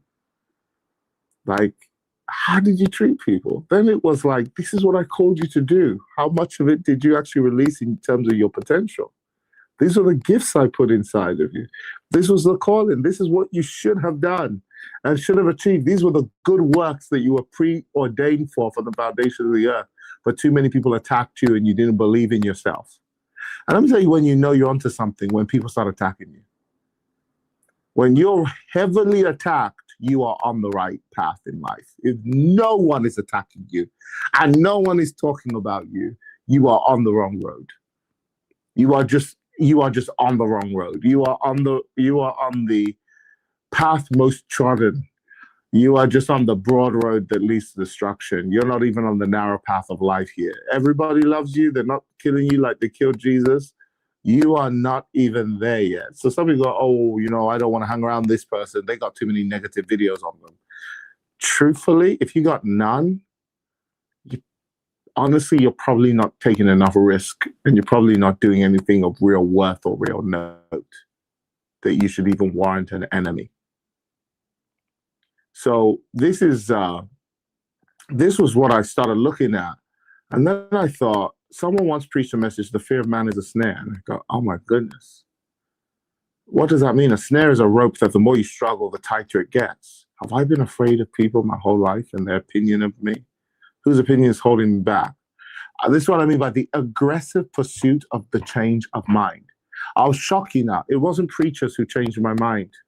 Well, there was one who really changed my mind. T.D. Jakes was very instrumental in my mindset shifting. In the early years, Bishop Jakes could just knock every ounce of, I can't even explain what that man did for my mind. Another person who I started really listening to was Tony Robbins. Unleashing the beast within, unleashing the giants, all this. And I'll see how he'll shift people like this. They'll come in losers and boom, he'll shift their mindset. And I thought, this is everything the Bible's been teaching us, but we're too religious that we can't even see it. And I remember just watching him, just be like, dang, what? I can transform my thinking like this? I remember it was him in the early years. I got addicted to all of his stuff. I'd be watching everything he did. He was the first, like, what they'll call a motivational coach. He hates even being called that, like a strategist, he'll call himself, a mindset strategist. I remember just thinking, hang on, everything he's saying is in the Bible. We just made it really religious, but everything he's saying is right here. And these were some of my early shifts. Then I started listening to people that I'm being told we shouldn't listen to, the Copelands, the Duplantises, all the people that people were against. I said, well, if people are talking about them, maybe they got something going on. There's all these people talking about them ain't got anything going on. And I really don't want their life. If I'm honest with you, I don't want their life. All these backbiters and backstabbers and all these ugly people doing videos, they just look ugly. And the videos they do look ugly. I don't want your life. So why would I take advice from someone I wouldn't exchange lives with? Meanwhile, I'm seeing these guys do conferences and crusades all over the world, saving souls everywhere, not worrying about money or finances, being a blessing. I said, I want to be a blessing to the world. I don't want to be poor and broke and busted and disgusted my whole life. And so I started seeing that I saw the fruit of these theologians. They just look miserable. They look unloving. And if God is like them, I don't want to meet God. Honestly, those were my thoughts. But if God is anything like these people who are doing these videos, I don't want to know God. Personally, he can keep heaven. If he's anything like them, I don't want to be like that. That was my honest thought. And I don't think God is like them at all. But then I'll tell you what really helped me. Inspiration. Inspiration. Faith is the substance of things hoped for. So if I want my faith to grow, I just need my hope to grow. So I started watching stories. I'm going to post in the group chat later, maybe 5 movies every entrepreneur should watch. But one of them I'll say is a big one that I believe every entrepreneur should watch is Pursuit of Happiness. Another one, which I believe every entrepreneur needs to watch, is what's the father of Serena and Williams? That movie, it's the tennis players. King Richard. King Richard. Like, I started purposely watching movies. There are documentaries I watch. Like, you know, Rev J, you gave me a documentary. If you want to be angry with your current level in life, there are some documentaries I had to start watching just to think like a high-level performer, just to think like they think. That's honest. I'm gonna shock. Some of these people aren't saved, but they think like how God's been trying to get us to think. And honestly, I just look at some of our saved people. I'm like, oh, I hope God's not like you. I just do. Because the way you think is, you just. But when I see my Bible, I see how Jesus thought. He was on top of everything. Okay, storm and wind. Why are you crying? But these are fishermen. They're not overreacting. He's like, why are you crying? Hey, wind, storm, shush. That's the kind of man I want to be like. I want to be a man crying like a victim in a boat. And he didn't look at them and say, guys, why didn't you wake me up earlier? He said, where was your faith? Like, you should have done that. That's the kind of... I needed to be angry with where I am now. And I needed... Inspire means to breathe. Sometimes life has knocked the wind out of you. And sometimes it's not about watching nonsense programs, but purposely choose your mental diet. Like, do it on purpose. And start watching people that inspire you. Even if not everything about them is... Yeah, even if not everything about them inspires you. Like, maybe they swear too much, whatever. But, like, that work ethic. Like, there's one I watched called We Were Showmen, right? My days, this is about these guys in Essex who started the company, the boxing, started boxing, sneak, all kinds of things. Not born again, but to see men move by faith, to see people move by faith and create companies that now the Saudi prince, Matchroom, that's the company they created. Now the Saudi princes want to buy their company for something billion. To watch this guy in the United States, I was watching Buying Manhattan the other day, and to watch these guys who are not born again, but they have faith.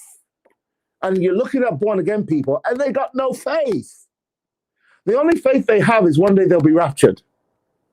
But to say faith of exploits, faith of those that know their God shall be strong and do exploits, to see the lack of exploits in the body of Christ, whereas to me, we should be the best because the excellent spirit we're of, the Holy Ghost, the God Most High, that's an excellent spirit. But what I see in the church is actually the church attacks excellence. I saw one church doing a Christmas show. People were trapezing off the ceiling. They brought a camel into church for the wise kings. They had elephants. They had all kinds. People were like, "We got to get rid of this." Is this what Jesus died for? It's like, and I commented. I said, "Oh my God, how dare they? How dare they demonstrate excellence? How dare they put on this? It's so terrible." Then somebody else was criticizing Kenneth Copeland for laughing in the Holy Ghost. This must not be God. This is the devil. I said, right. How dare the Holy Ghost make someone laugh? Like, that's so demonic. Surely they should be miserable like the rest of us. And my sarcasm kind of hit, and you can see people were liking my comment because it's like, what in the world is wrong with religious nut jobs? We're supposed to be the people of exploits. Like, honestly, I cannot die with potential in me. I'm addicted to what can happen next if I keep on failing forward. Now, I think that leads me to my next point and my final point. You got to fail. And you got to keep on failing. And you've got to keep on failing. I mean, you got to fail forward. Nike is another movie they should watch. What's it called? The Nike movie, Do It, or something like that. They should watch that film. Because in that movie, it shows you that the actual motto of Nike is fail often. Like the way they achieved what they've achieved is that they kept on failing often. We are so afraid of failing, we don't even try. They call it, yeah, exactly. Fail fast, fail often. Like, fail. I know we talk about Peter. Oh, Peter walked on water. I had a preacher say, and he got on the water. And when he got on, he started looking at the storms. And he began to sink. And he had no faith. I'm like, dude, have you ever walked on water before? Peter's the kind of failure I want to be in life. I want to be a failure like Peter. I want my level of failure to be someone's dream. Right? So the main thing is you got to keep failing. You got to invest in stuff that loses till you lose the fear of losing money. And losing the fear of losing money is losing the love of money.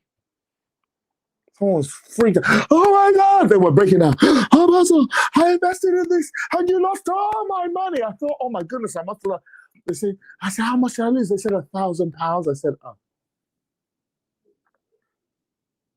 Me, I've lost over £2 million. £2.5 million. They said 1,000. I almost. So you have to, when you nearly die, you lose the fear of dying. That's actually why your insurance premium goes up, because they know psychologically you've now lost the fear. You've become more reckless. So your insurance premium goes up because you're now more likely to have accidents because you've lost the fear. You have to lose the fear of losing money. You have to. This is what most people haven't lost. Like, okay, speak. If I speak, if I do so, what if nobody listens? You have to fail. You have to go and speak and fail. You have to fail. You have to prophesy and fail. Get it wrong. And the more you get it wrong, and the more you fail, you see, people think, oh, you're a false prophet if you prophesy something that goes wrong. Then Samuel's a false prophet, because Samuel saw David's son said, this is the Lord's anointed. And the Lord said, no, I don't see like you see. That means even prophets. People think the prophetic is like, you see everything. Like I saw a prophetic thing the beginning of this year. I saw somebody in the US. I said his death is going to be like the death of Kennedy, a political figure. He got shot. There was blood everywhere, but I said he got shot in the head, not the neck. So someone said, well, you're wrong, because it wasn't the, and I said blood was everywhere, pouring out. It wasn't good enough. They said, you're wrong. But you've never prophesied a day in your life, you armchair wuss. You've never spoken. You've never even dared to get in front of a camera to risk being wrong. You see? So we have to actually risk it. One day, Dr. Sharon told me, he said, faith is spelt R-I-S-K. And if you're not willing to risk, you'll never win. God bless you all. Thank you so much for, I keep kicking my camera. Thank you so much for being on my live today. Is there any last words you want to drop? Okay, let's put it like this. God forbid, this is your deathbed. It's your last words to your children. You have over 500 children on this live, and you're going to give them last words on wealth. Go for it. Each person. All right, I'll let the boys go first. Buy XRP.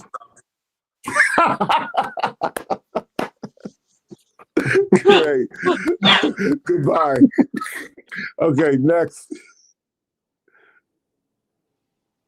I don't know how I'm gonna top that one. Your biggest debt is ignorance. Pay it down every day. Beautiful. Woo, okay. Okay, Alex. Okay. Jeez. Your Yeah. biggest My God. debt is ignorance.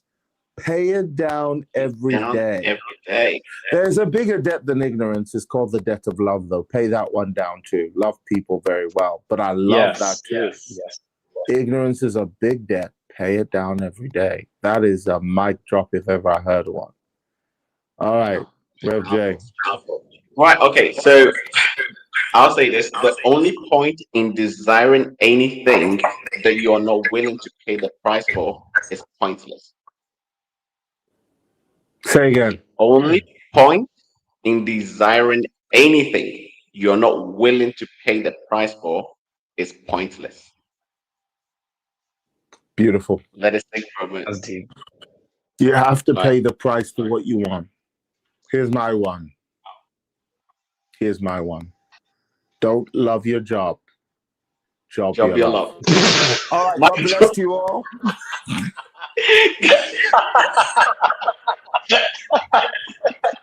Good Oh, Lord. I was so tense. Oh, God. Oh gosh. Oh, Wait, God. Chief. I think we have some links for some. Oh yeah. So where are the links? Tell us how to get the links. So I think Raquel, if you don't mind just dropping them in the chat. But basically, we got 2 links available for you guys. So one is for our amazing Jamie over here from Socher Markets. That's actually a wait list for you all for what we've got actually upcoming. So if you can just So this is a waiting list. This is a waiting list for the robot. If you wanted to be involved and you want the robot where you can basically copy our trades, I think there's a waiting list for that. We're not opening it up just yet. We wanted to really launch it in the new year, so I believe there is a waiting list. Is that a Telegram group? No, so it's an email list. Okay. That's an email list. Right. We already actually dropped the Telegram group link like way Oh, before. by the way, guys on Instagram, go over to YouTube to get these links because I'm not dropping them on Insta. Go over to YouTube. You can leave now and just jump on YouTube and you can get the links on YouTube. It's Toby Arimi what? My YouTube? Toby Just Arimi type Toby Talks. Arimi. Socher Markets Talks. You'll see me there. Just jump over to YouTube and get the links. So so we've got all 3. We've got 3 links there. We've got number 1, the Telegram group that Apostle was talking about. So we've dropped the link already. It should be pinned. We've also got a wait list for Socher Markets there. So make sure you guys sign up for that.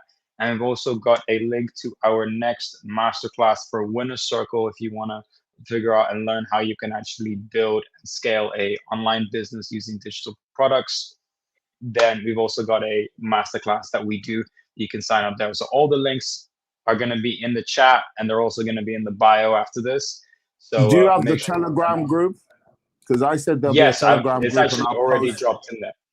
Okay, great. So create that Telegram group as well. And it would just be like, hey, I'll post whatever whatever advice or tip I have, whatever's coming up, and I also put all the guys in there too. And we may even just do a mini vlog for you of things that we're doing. If me and Rev J are going on a property visit, we'll post it there. If there's a particular win we've had with the trading bot, we'll share with you things that are happening with the bot. I will keep you updated. I'll also send my notes today into that group, so you can have access to all my notes. I'll get Eros to make it into a nice little PDF or something for you, and then you can all have that as well. Okay, jump over to YouTube, guys, on Instagram if you want access to all the Telegram groups.